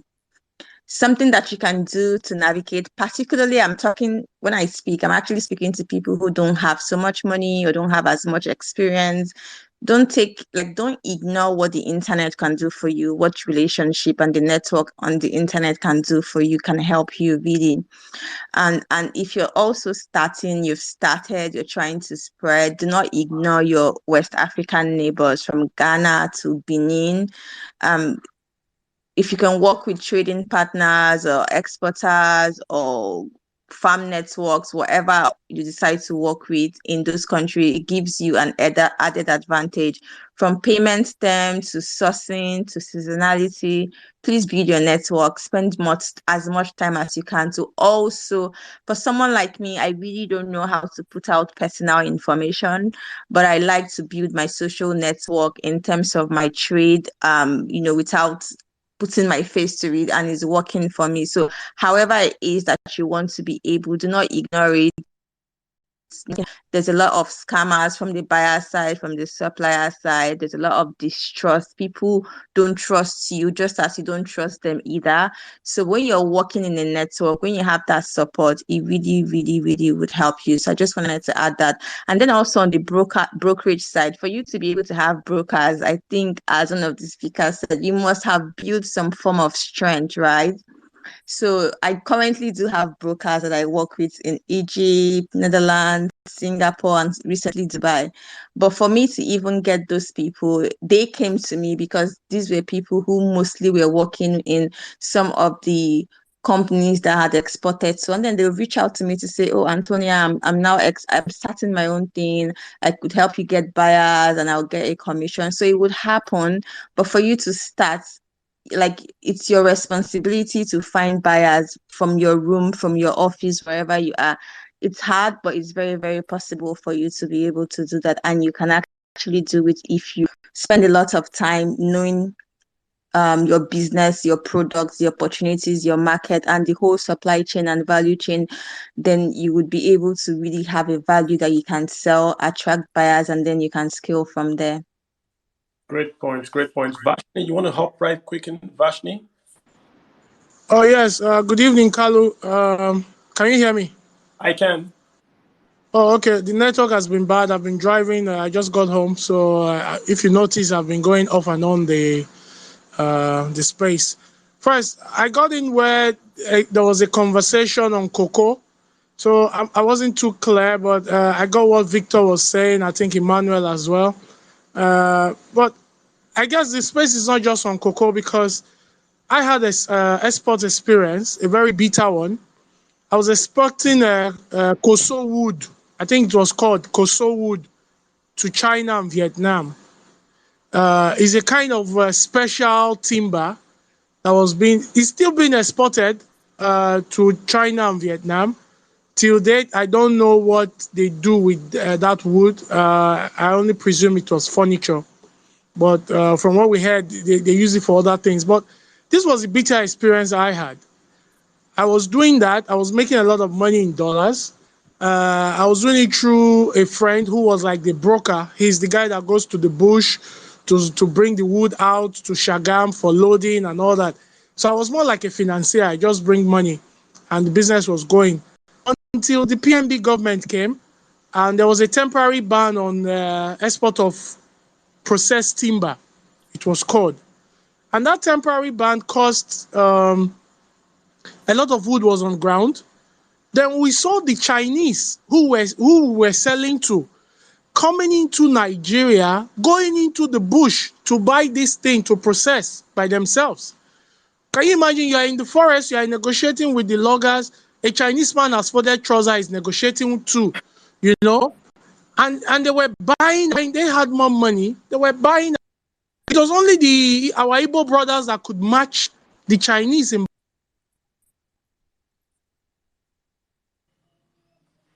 Wow, I think, did we lose you? At 10,000, depending who was buying. The Chinese were buying it. They were buying it at $8,000 here, locally. And they kept buying, even while the embargo was on, they kept buying. We didn't know what was going on. Somehow we heard that their government intervened and some people intervened with the government. The ban was lifted, and boom, all the Chinese purchase just went into the Vietnamese market and Chinese market, and it crashed the price. In fact, I lost over $15,000 at that time, you know. So since then, I've been shying away from anything export. If I hear export, I'm running, because I'm thinking, how will government policy affect my business? Because the government, not just this government, Nigerian government, there's always knee-jerk reaction, and you don't always know the motive. They just change things without, like the border closure, right? They just change things, and at the end of the day, they don't care, they don't know. People are losing money. I lost money, a lot of money. My friend lost almost 40 million, another lost 100 million naira, not dollars, you know. I just made some sales, so I was able to claw back some money, but I lost $15,000 and I ran away from export. So my question is, how assured this Export Promotion Council, how assured are they, like, to protect exporters from government knee-jerk reactions like what I had? Thank you. I mean, your experience is essentially what the speakers are talking about, in terms of, like, there's so much fluidity, especially in Nigeria, that is just difficult. I mean, cash reserves would help. But I would say NEPC are just an MDA. I don't think they make the laws. What they are doing, that I've seen them do, is that they are making the process better. So if the government passes a law, they make the process for it to go from where you are to where you want to export a lot better. Like I said, go to their site, their website, and see what they've done. But they don't really make laws or rules per se. I mean, Mr. Wallowa used to be there, I believe, and it's a great, one of the best MDAs that Nigeria has actually produced right now. They're doing a great job. They're not paying me. I'm just saying they're doing a very, very good job. So, No, I mean, Kalu, you know what happened? Hello, Kalu. Yeah, go for it. What happened was that when they thought that they wanted to be serious about export, so they bought Yewande Shadiku from Standard. Oh, not IBTC. That's a Nigerian investment promotion. I'm talking about the Nigerian export promotion. So, like you're talking about the Nigerian you're talking about the NIPC, Nigerian Investment Promotion Council. I'm talking about the Nigerian Export Promotion Council. Those guys are pretty good. They've got lots of information on their site. If you ever wanted to get information to export, that's where you should go to. Let me get Jay. I've got Jay, GI Joe official. How are you doing? Thanks for waiting so much. Vashi, thanks. Sorry about your experience. GI Joe, go ahead. I'm just going to give you a few minutes to hook back in. Jay. All right. Jay is not available. All right. Emmanuel, did you want to speak a bit about what Vashi was talking about? The way policy just threw you. You know how he got in. I mean, you do timber as well. You do charcoal. I know. Yeah. We charcoal the last time. Yes, he was talking about Koso wood. Yeah. It's a highly sought after wood in Vietnam and China. They use it for furnitures and also railway sleepers. They use it for railway sleepers mostly and furnitures. But the thing about it is most of the countries around are banning it in the form which is being taken out. I understand his experience, and I've witnessed something like that myself. I've experienced something like that myself that made me lose some money in that particular sector. It's all good and all being said. That's why I was saying earlier that this is electioneering season. If we want to really get it right on exports, it has to be done on a large scale level. Now, the thing is this: what I'm saying to whoever care to listen is this: let each state look at what they can do with exports in their own states, make policy law, get an export marketing company owned by the states with private sector interest in it to make it seamless. Now you see this issue about policy, about ban, about this or that will be cut off already because we are dealing at the highest level. You see this issue about finances, about aggregation, getting the farmers to play ball with you. Playing, you can be able to stand toe to toe with the Olams and Co. and play ball. That's another thing. And as the government, you can incentivize them with whatever they need as a farmer, promise them market for their product, get the things in, still being able to for your farmers, improve the economy of the state, and bring in forex export. The farmers are busy, the middlemen are busy, the government is getting taxes, the economy of the state is booming, the farmers are getting paid, lawyers are getting paid, transporters are getting paid, logistic companies are getting paid. The hub, it becomes a hub. Every state should look at what they have. How do we export this and get premium for it? How do we do it better? How do we? Because you see, if the state is interested, the training for the farmers should be better. The seedling will be better. Finances, the issue of getting finance for the farmers to be able to do what they are supposed to do will be cut because the state will be sponsoring with an agreement that you are selling your produce to me, and at the market rates, the government is happy, the citizens are happy, the farmers are happy, everybody is happy. At the end of the day, the economy of each state begin to boom. And I'm talking about complete chain. I'm not talking about just redressing it. From production, processing to export. The 9 yards. Get everybody. Emmanuel, Can I add something? Can I say something? You go ahead. Yes. I wanted to speak a bit into what Vashtin said earlier on as regards timber, right? Yeah. And also add one or two things to what Emmanuel is saying. I had my own experience as regards what Vashti was saying, right? I got a transaction from the United States. There's a friend in the United States who had a friend in China, and they were trying to open an LC for, I think, a 500 million United States dollar for timber, right? And it was coming from Taraba State. And that timber was, I think it has specific uses and it's specially grown. I think they can only find it in Taraba State in Nigeria, and I think in Germany, somewhere in Germany, right? Now, the same thing happened to me, and it was good at not even putting my funds to the transaction. And from the banking perspective, what I thought was good was I would take that letter of credit from the bank in China, in the United States, into a Nigerian bank, right? Discounts, or probably get my own money here, right? Go into the forest to get the timber, right?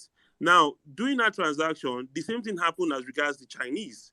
And the Chinese, they had their cash ready and available, right, to go directly to the farmers, to the owners of the farms and timber and whatever, and they just jump the gun. The cash goes. They don't want to hear anything about whether you have funds in the bank and all those kind of things, right?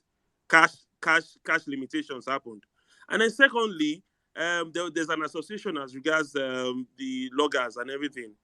Apparently, we discovered that because of the uniqueness of that timber, right, there were complaints, and these things are of national interest. I must say, they're of national. It's just like you guys. You have the guys down south, right? They're not able to fish anymore because the IOCs are taking the crude out of the soil and they're exporting it. These things are for national interest. No state wherever should sit down somewhere, right, and devise whatever means of making money for just the state alone. It's for the country as a whole. So there are federal institutions, right, that should have policies in place, right? Can you explain better, please? Just so we're clear. Are you saying that, for instance, Cross River State shouldn't really do their cocoa? Can you explain that more clearly? Okay. Will you say Delta State should only export their crude?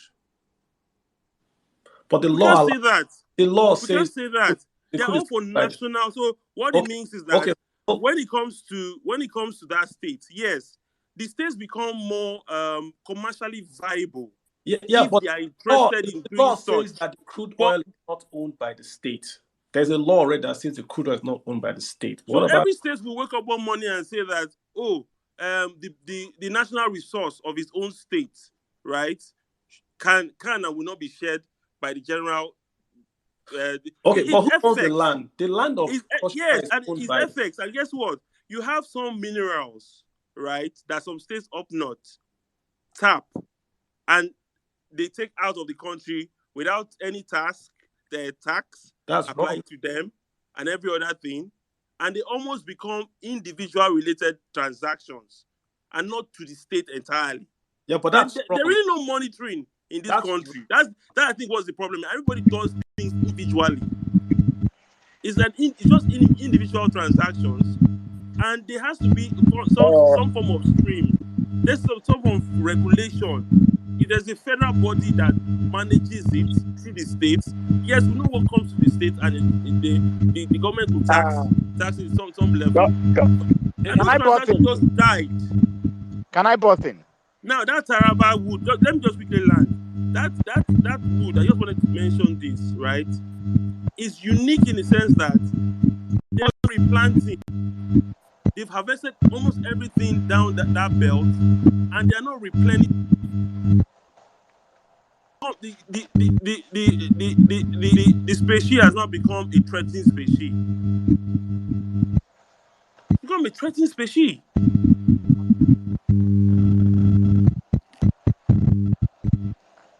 Emmanuel, I think you want to hop in real quick? Okay. Yeah, I just want to hop in on something you was trying to say. Listen, I do not know of any law that stop, let's say, Ekiti State from planting maize, processing it, and exporting it. None. We are not talking about the extractive industry here. We are talking about agro-business. Agro-business, where they engage farmers, just like the Kebbi rice and etc., etc. There's nothing stopping the state from engaging their farmers to do X, Y, Z, to plant, cultivate properly, process, package, warehouse, and market it for them in a large scale to the international market. Nothing is stopping them. Okay, I'm not talking about extracting something from the soil. I'm talking about actual agricultural business. Okay, so we should mix both together. Nothing stops. Do you know the pain as a Nigerian who is one of the biggest exporter of yam to the world? Nigeria produces 70% of the yam, but we do not export anything out of it. None. Nothing. So most times I export Ghana yam, and the volumes I'm doing,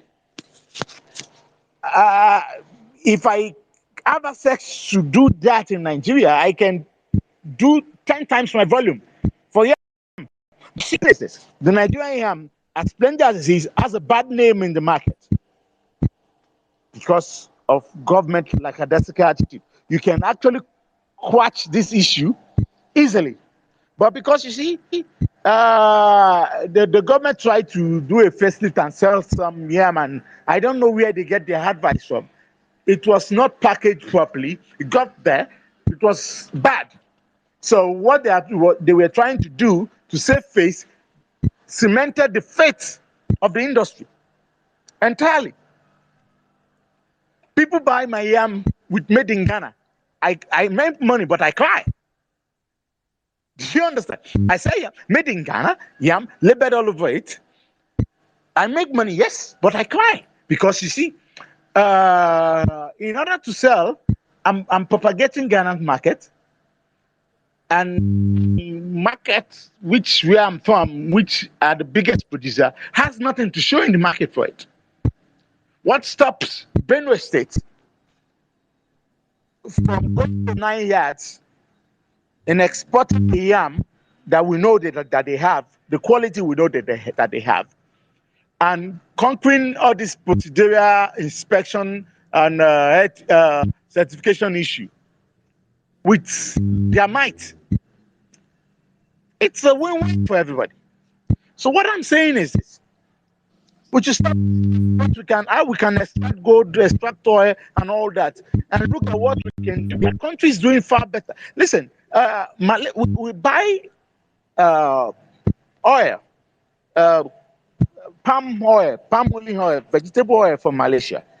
These guys came to 94 in Edo State, the Research Institute for Oil Palm, to study. I think I lost you, Emmanuel. I think you're off. But let me, Emmanuel, you're off a bit. Can you hear me? Yeah, I can hear you. Can you hear me? Your audio is off and on, but I can hear you. I'm saying the Malaysians came to 94 in Edo State, the Oil Palm, Nigeria Institute for Oil Palm Research, to understand what we are doing about 30, 35, 40 years ago. And as I speak to you, we actually import the same produce they come to understudy us for from them. Doesn't make any sense. So we need. Emmanuel. Yes. Emmanuel. Yes. If we did that, we would be a free market economy. No, what I'm not saying that they shouldn't be able to do what they want to do, but I want the states to start playing. I think so. I think there has to be in a free market economy. The state has only one role, which is licensing and control. What you can say is that they can pre-qualify a fixed number of people, 4, 5, based on the quantity and license those ones to be the exclusive players. Because when states start participating in business, they cannot tolerate competition. So they are going to Victor, what about revoke people's land rights. They are going to cancel people's C of O. They are going to cancel people's right to do transport. So sorry guys, I don't think so, Victor. I think what the state should do is to coordinate, leave the land owned to the people, coordinate, get the fertilizers, get the produce, market as one unit. So all the Southwest farmers sell to one state marketing body who negotiates higher price. That's what I think Emmanuel is saying. Not to go in and do the actual farming, but the coordination, just like the US does, right? The US is capitalist, but they always have someone looking out for their interest, either as a private marketing board or as a state-sponsored marketing board. But we just can't leave everyone doing suboptimal. You are doing very well, but not doing very well. I think one general, or should we say one state body doing this international marketing for us. Hey, Busayo, what's up? Thank you for waiting. Busayo Adejumo. Hop right in, sir. I've got Busayo, I've got Ade, I've got King Soul. Let me just get you guys all in here. Busayo, can you hear me? You want to unmute? If Busayo is not ready, I've got Ade Ohulua. Ade, hi. You want to unmute? Go ahead. Yeah, thank you so much. So I hope we can make this sort of forum a lot more consistent so that we do it regularly. So as regards Mr. Vasni's experience, I think one thing we can strive to do is to sort of have a local market alternative.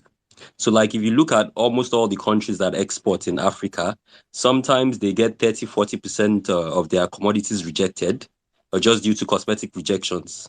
So if you can find alternative uses to the same product that you're exporting internationally, when that international market gets clipped, either by COVID or something else, you know that you have some sort of alternative. You might not get the same ROI, but you know that you have some sort of backup plan.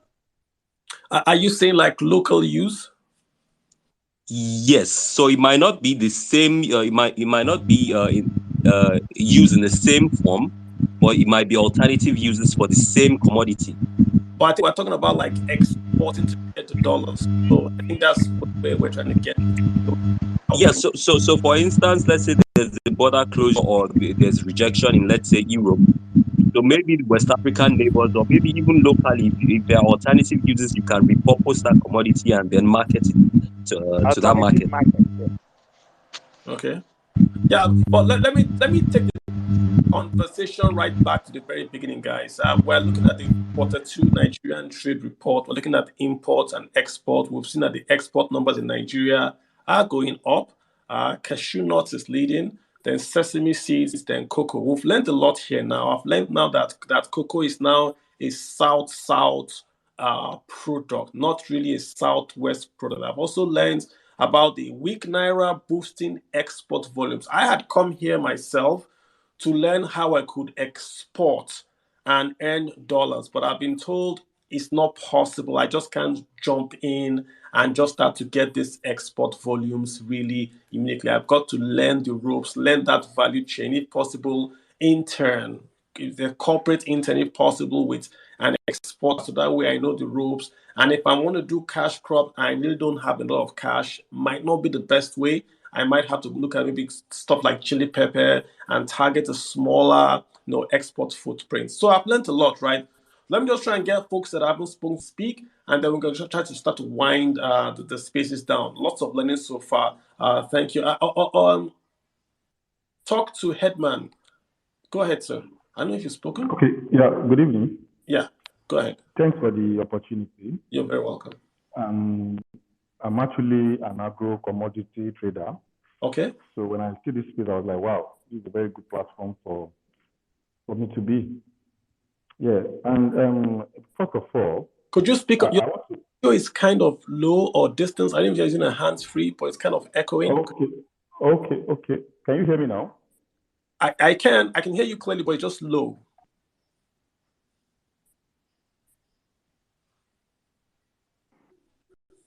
Still there, sir?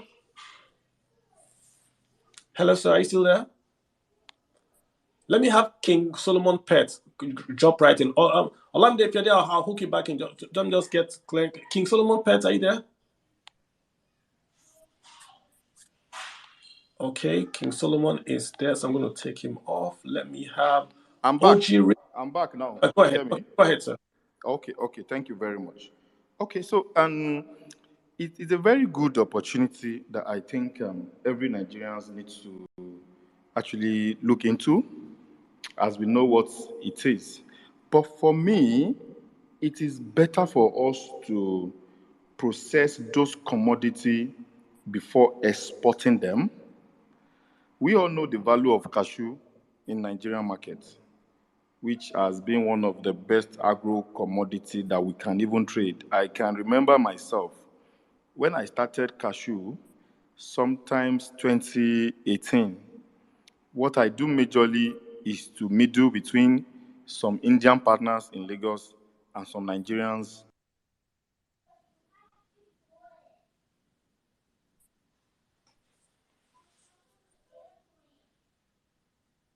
Yeah, I think you're in the matrix. I think I lost you just a bit. I think you're in the matrix. I must have lost you. So let me get OG Rich. That's one RG. Well, Olamide, I can't hear you if you're speaking. So if you can speak, just I'll hook you real quick back. But I can't hear you now. That wants to. OG Rich, you're back. Yeah, go ahead. Valency company, I think, is from is it India also? Can you hear me? Talk to Headman. Can you hear me? Yeah, I can hear you. We lost you. We lost you for a bit. I don't know if it's just me, but I think we lost you for a bit. Okay. Let me come again then. Here. Can you hear me now? Yes. Okay. So I said when I started cashew trading, I started as a middleman between an exporter and local farmers. So what we do basically at that time is probably source for people that wants to sell cashew, and we can link them up to our agents in Lagos. It's very good. Even we that we're just at the middle of the trade, we made a very fantastic amount of money at that time, which I believe a lot of people are still doing it. And even in other part of in other commodity as well, the same pattern is still applicable. Once you have a contact of an exporter, you look for someone that wants to sell, you link them together, and you probably get your own commission. We range from 1,000 to 5,000 to 10,000 per metric ton. You understand? Which is very, very, very, very sweet, you know. But for me, I think from the angle of a Nigerian or our government, we need to do more in processing all this commodity to just exporting them. You understand? For example, there is this company in Lagos, Valency, which are into processing. They were not Nigerian company, and I think Julius Berger as well. They've actually built up a factory somewhere in Ekpe to be processing cashew. I think they started cashew purchase last year, but I think this year they want to start processing. I don't really know if they've actually commenced or not, which is a very good way for us to go. I discussed a few things with my friends as well, that agro or farming should not be a peasant farmer activities alone.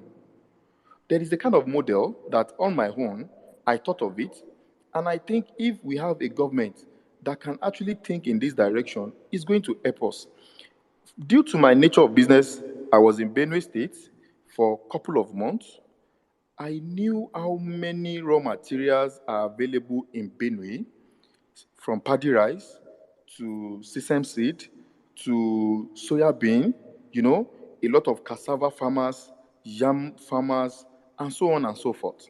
I asked myself, oranges everywhere. When you drive through from Makodi to Castina, all their villages, you know, I think I bought tangerine one day, a very big tangerine, a full basket, for less than 300 naira or 200 or 150, I can't remember. Just like a foreign tangerine that I always buy in Lagos. So this is just for you to know how best we are blessed in the country. But to my surprise, there's no company that is processing all these oranges in Benue. They only load them in their trucks and take it to Kano, Lagos, Port Harcourt, and so on. So there is a lot of wastages. Why are there no companies to process this raw material within us Why is Chi Exotic has to import, process, what's the name? Process orange ingredients for them to produce an orange drink for us in the country, where we have a lot of oranges, mango fruits wasting in all these villages. I ask myself. Yeah, a lot of processing is just wasting completely. Wasting, yes, just wasting. I ask myself. If you look at the way the number one where cashew nuts and in shells is the number one export, right? Cashew nut shell, the number two. It's nothing really processed, like Antonia was saying. The buds and all that. We just take the raw stuff, bag it, and then we send it abroad. And we export it, and that is a big loss for our economy. We think we're getting forex, but we're just wasting. Let me tell you something. In processing cashew, if you have, I think it's ratio 3 to 1. If you have a raw cashew to a processed cashew, by the time you process 3 tons of a raw cashew, I think you have 1 ton of a processed one. You understand? After removing the shell and all that. Each of a processed cashew depends on the sizes. You understand? Does not cost less than $7,000 per ton. And how much are they buying raw cashew from us in Nigeria here?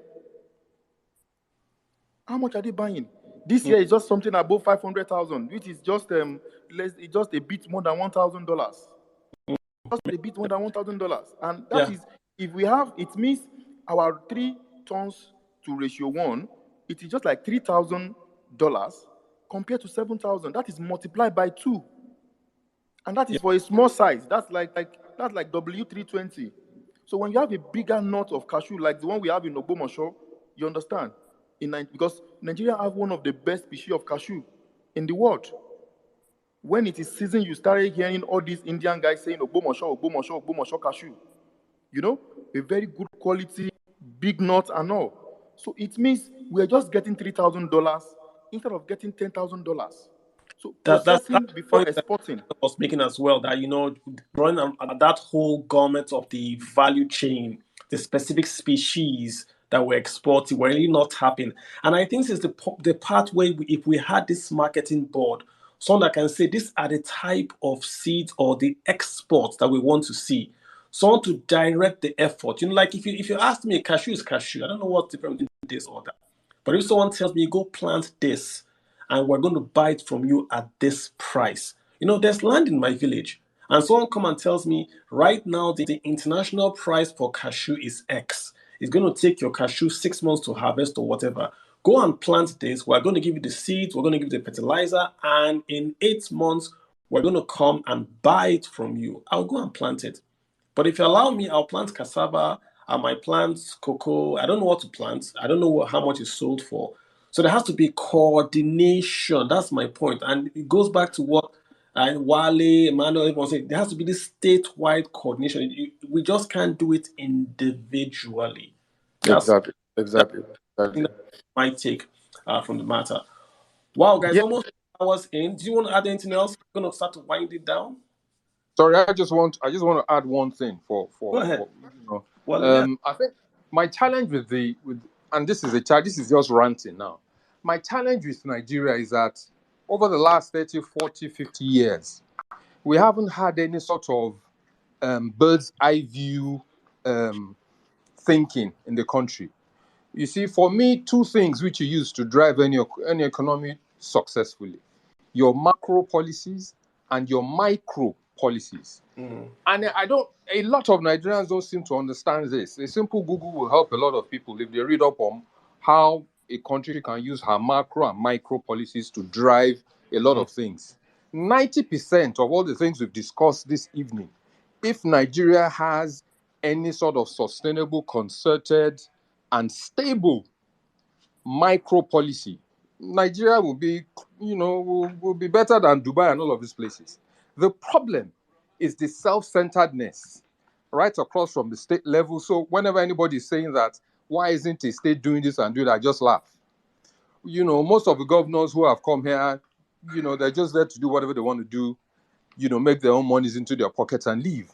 Nobody is looking at that macro view. And, this goes to what I think Kalu just said now. the ability to look at it, from a bird's eye view and sort of divide up the country into sort of, call it concentration points for certain kinds of commodities. I did a bit of work back in 2012 between Benue State and Kogi State, around rice and cassava. Those two states can feed Africa. I'm not now talking of Nigeria, West Africa, or whatever. Between Benue and Kogi State, I was somewhere in those states for about 3 years. Those two states can feed Africa with rice and cassava. I can bet anything on it. If you have that kind of resource just staring at you and you're not doing anything about it, this was far back in 2012, it says a lot. So when I see a lot of people today and a lot of the conversations that go on today, it's all about politicking and not necessarily about how to use those policies to drive, what do you call this thing now? To push for the betterment of the average Nigerian. It breaks my heart. We're a country that is so blessed beyond measure. That's one. Two, somebody mentioned about Julius Berger having a processing facility in Ekpe. They actually opened today. They opened up facility today. I heard that news. Yeah. So is it that they're going to start? I'm today. suspecting they're going to start to take barter for infrastructure. That's what I'm suspecting long term. Wale, don't go off. You got the mic. Yeah. Yeah. Okay. So I was just saying that if you look at Jaga as an institution, an institution who we know for building roads, all of a sudden they are now into agro processing. You must ask yourself that what an infrastructure giant has all of a sudden come here and then they're starting to play, and they're not playing small, they're playing big. If you go and if you see the factory in Ekpe, it's a massive factory, So it tells you that they're here to get into that agro processing for the longer term. But for me, all those are the big boys. For me, how can the average Nigerian get involved? It's simple. It's just by stable macroeconomic policies. Let me hand off the mic by saying just one thing. We spoke to a lot of farmers in Benue and Kogi State, about why they're not exploiting a lot of the land that they have. So much land, so much very fertile land. You know what this guy said? They said that the ability for them to clear the bush, just to clear bush, that they didn't have the capacity to clear the bush that they needed. So we went and asked the government that, why aren't you clearing this bush on behalf of these farmers, get into some sort of arrangement? And then the government went and then imported some funny tractors that kept on breaking down. You see, Nigeria's problem I've seen is us. Because this was a simple problem that we saw. We told the government what they needed to do. And then somebody in that government went to buy some substandard tractors that couldn't even clear a hectare without breaking down for a month. How then can you begin to tell Nigerians that, everybody shouldn't get involved in saying we want good governance as a country? Yeah. I yield the mic. I mean, it's. Let me also give you a story. I heard the past Minister of Agriculture, Adesina, that's the name, right? He went to, I believe when he became the minister, he was going around on tours of this agricultural establishment, and he went to a place and he saw like hundreds of tractors just parked there, just parked. He asked, what are you doing here? Oh, they have to write memo from this to this, then DG has to approve. So DG has not approved. So on the spot, he said, bring me all the memos, and he signed them all off and asked them to be distributed. I heard he went back. They were still there. The tractors were still there. Oh, when you signed, the DG has not yet given the just civil service terms. Nothing gets done. Tractors are imported. They are parked there. Irrigation machines are imported. They are parked because that's someone's power. I have the power to give you this tractor. So if you lost my power, so let me keep the tractor there. So you have to come and see me and Dobale before I give you a tractor. You're right. I mean, it's the same thing we see. But Antonia, people are asking me on Twitter again, right? What specific product? Because you've killed people's hopes. People wanted to come and export. You said we should not export cash crops. People are asking me on Twitter, okay, what are these other cash crops that can go into? You mentioned chili pepper. They are saying, okay, and what else? Because people want to see if they can start to do small bargain, put it inside a plane, send to their sister in Houston or Atlanta or Scotland and just sell. So apart from chili pepper, is there any other product, maybe you and Emmanuel, you know that I can go into my small 100K and start to export, maybe earn $100 is something, you know? So can you guys maybe give us a few other products that we can get into with 100,000 naira? I want to go into export. Inflation is 19%. Antonia, over to you, please. So I don't know if there's any product that you can do with 100,000 naira, even in Nigeria. It's really small, right? But with limited funding, Okay, I would not. 1 million. Let's say 1 million. Okay, let's say 1 million. Yes, that's a fair number. So I would say look at a product that is consumed around the world and then that is also consumed mainly by Nigerians, right?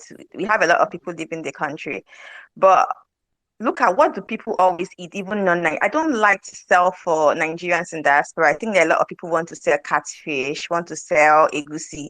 But what you can also look at is eggplant, like it's highly consumed, right? Everyone eats eggplant and people are looking for more options.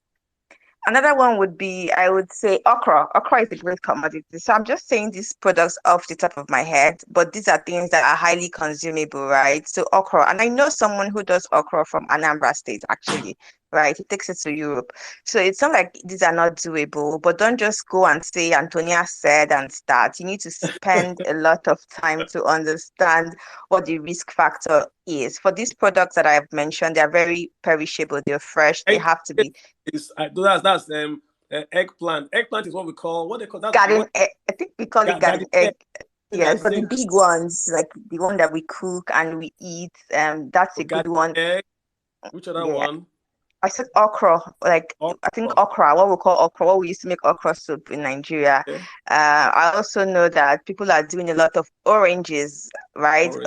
Oranges, but orange is kind of complicated, but people are doing oranges. And then you also have people who are taking mangoes, right? Out of Ghana. I know that is big out of Ghana. So just do your research. You really do spend time looking at these commodities that you have in your environment. What are the risk factor? What is the storage? I look at products that you have. Limited storage, is affordable, and that has direct flights or direct shipment from where you are to the country of destination. Does pineapples, Emmanuel does mangoes. I see how he packs them, and I think he makes some good money from just mangoes and pineapples. I've seen pictures of him doing those exports. Yeah. Well, when you say orange, just like the raw orange, right? The raw ones. So okay. Put in carton and exported. So I also do pineapples. So if you're also here, you want to buy pineapples, maybe I should just pitch myself now. If you want to buy a pineapple, but out of Ghana, I could actually let you know, share with you cooperatives or smallholder farmers for free, actually, that you can actually buy from. And then finally, if you're an established exporter here, you're a trader here, you understand the business and you've been trained in, and you need funding to scale, please reach out to me. I work with an investment company that is offering trading and funding to exporters, but you must be experienced. So if you want to start, you might not fall, you might not qualify for it. But if you're an experienced exporter, funding starts up to 1 million for first transaction, and it could be increased for second and third transaction. So Antonia, I would just start there. Again, just for put at the back, just say it again. So I say, if you're an experienced exporter, right, you've already traded, you understand the supply and demand side, the buying and demand side, you understand everything, and you've exported before, and you're looking to scale. So, for example, you're trading let's say you're doing 1 million USD, or you're doing 500K USD, and you want to scale. You already have buyers, but you're limited by funding. The banks are not answering you. I'm actually working with a funding firm, and they are giving African exporters up to 1 million USD, but you must be experienced. So this is not for you want to start or you want to learn. Because of the risk factor, you do not qualify for this. So you can actually send me a DM or reach out to me. My email is actually in my bio, and I will just tweet it again. And Antonia, if you send me any information, I will retweet. So if you send me any information, put you, Emmanuel, Wale, whoever is speaking here, whoever is into exports, if you have a training, you have something you want to share to people, please send to me. I will retweet on your behalf to folks. I know Emmanuel and I have done training for exporting. Emmanuel took people step by step with pictures. I mean, Emmanuel was taking a picture of the ship. People were seeing the ship on the high sea, the containers going from where he was exporting from to the destinations. People were getting paid. Antonia is also coming to speak. So if you're on the space, or if you just do export and you want to share something to folks that can help them to get into this space, send to me as well. I will do that retweet for you. So Antonia, whatever you send to me, I'll do that retweet on your behalf, right? Just want to clear out the folks that want to speak. I've got two folks here, and then we'll start to wind down. So I've got Ntong,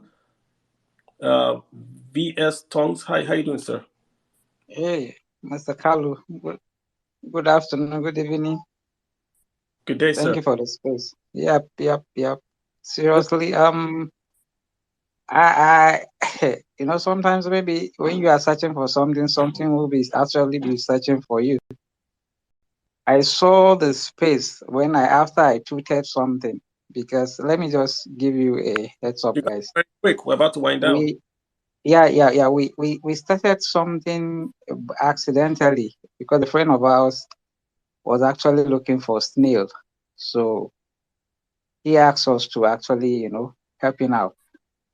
So from him consuming to gradually him, getting it for his friends overseas, of course. So from few kg to, 50 kg, gradually to hundreds of kg. Guys, that thing now, we are looking for every way to scale it. Seriously. There is money in skill. Like, people are actually looking at what to do and how to put on one or two things there. Well, you may not have experience and other things, but just do your own research. Don't only take my word for it. Do your own research. I got to wind you down if you don't mind. I've got one more guy to speak, then we'll do closing remarks. I've got in snail. Global Eagle. Global Eagle, want to unmute and go ahead and speak. Okay, good evening, everybody. Maybe with time. How you doing? So what I wanted to add, Hello. Go ahead. Okay, what I've been hearing everything that you guys have been talking, and it is actually very, very nice.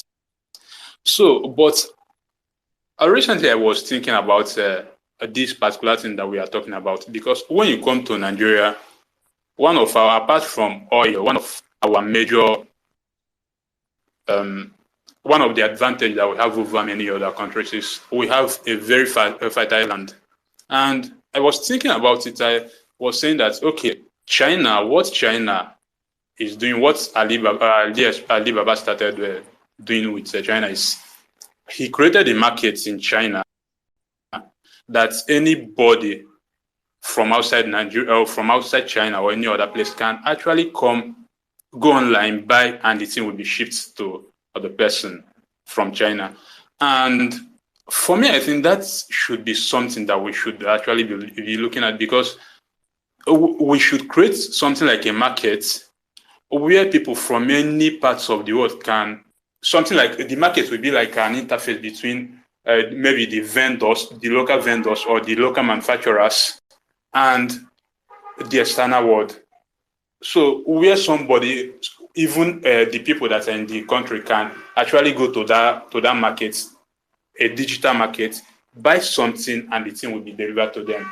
Or somebody from outside Nigeria can hear of the market, go to that market, buy something, and the thing will be shipped to them. So for me, that is actually the direction I'm thinking. I'm thinking towards, because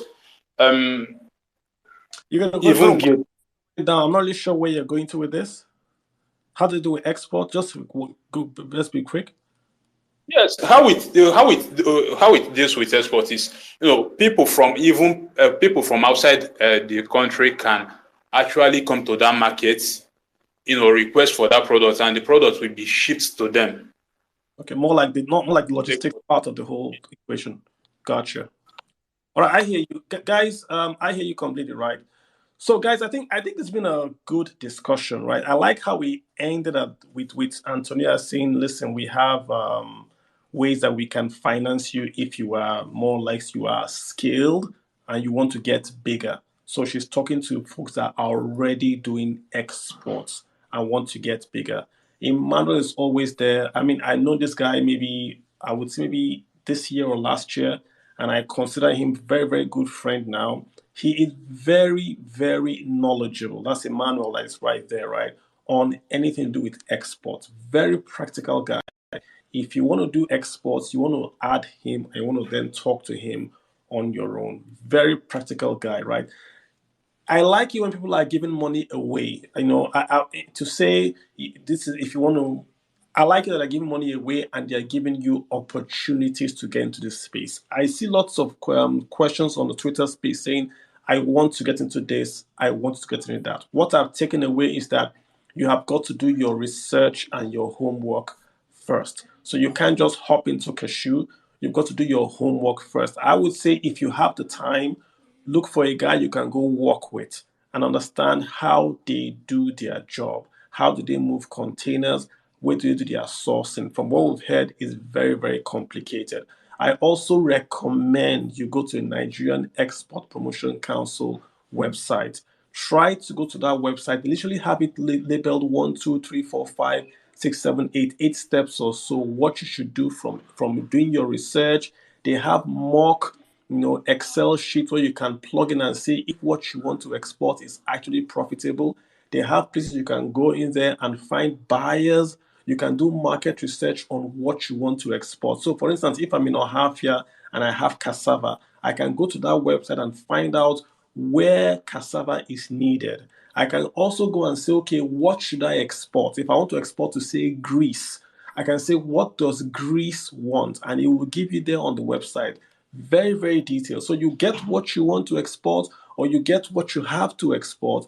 You do your costing, you do your financing, you do all this even before you commit 1 naira. You go learn, and it's only after you have done this and you start small. Maybe you finance someone doing exports and you see the way, because you've seen guys on this space talk about they were financing exports. You finance exports, get your feet wet, and if you want to just stop at the financing part, that's also export. If you want to go ahead and do the full exporting side, you go to the hinterland and get the products out and export, that's also export. But you've got to know what you're doing. There are lots of risks, guys. You heard the guy say they bought timber, the government changed policies, they lost a lot of money. You need a lot of finance, you need a lot of knowledge, and you need a lot of reserves to do this. But it's something I think anyone, especially if you're Nigerian, should do.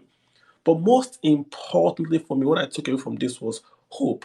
Imagine a president comes in today and the president maybe heard these spaces and heard that it is possible to go to one state, clear that one state out, start to farm cocoa, make that cocoa high quality cocoa and export. And then the villagers and that town earn in dollars that 6,000 or say how much $1,000 in exports of cocoa. Imagine if you do the same for soybeans, for cassava, i.e. ethanol. What are you actually doing? You are creating wealth. You are bringing in remittances back into Nigeria. You are creating local jobs. You are creating a local rural economy in Nigeria. That's how you create wealth. That's how you make the naira fall from the 700 it is right now to a value that is more manageable. You are creating rural jobs. People don't have to leave Ohafia to Marina. People can stay in Ohafia and export cassava and make an income and make a life. This is what I'm hearing. So it's not impossible to do. Agriculture, we've had a guy say 2 states can feed Nigeria. We've had a guy say 5 hours driving cocoa farms. Now, we didn't know most of this before the spaces, right? So I'm just saying this has got to be a full court press from the federal to the state to the local to the individuals. It is possible. People are doing it. We've seen what Ghana is doing. We've seen what Cote d'Ivoire are doing. Why can't Nigeria do it? So it's not impossible, guys. I just brought a few guys here just to give us snippets of what is possible. And we've seen that a lot is possible. So let me just end here, guys, to say thank you for all the speakers that have spoken. Lots of offers that have been given. Let's see if we can take it and then run with it, right? Let me leave you guys with just this to say, fortune favors the brave. If you don't do it, then you can't earn it, right? So I'll let you guys go. Obi, thank you so much for hopping in and just doing the job at the back end. Obi right there is the co-host. She does all that, sharing tweets, co-rating comments, adding and unadding people. Sometimes you get busy. She's just doing that job at the back end. I appreciate you fully. All right, guys, thank you so much. We're going to shut down the spaces in about a few seconds now. You guys have a good rest of your weekend. Thank you so much, and bye.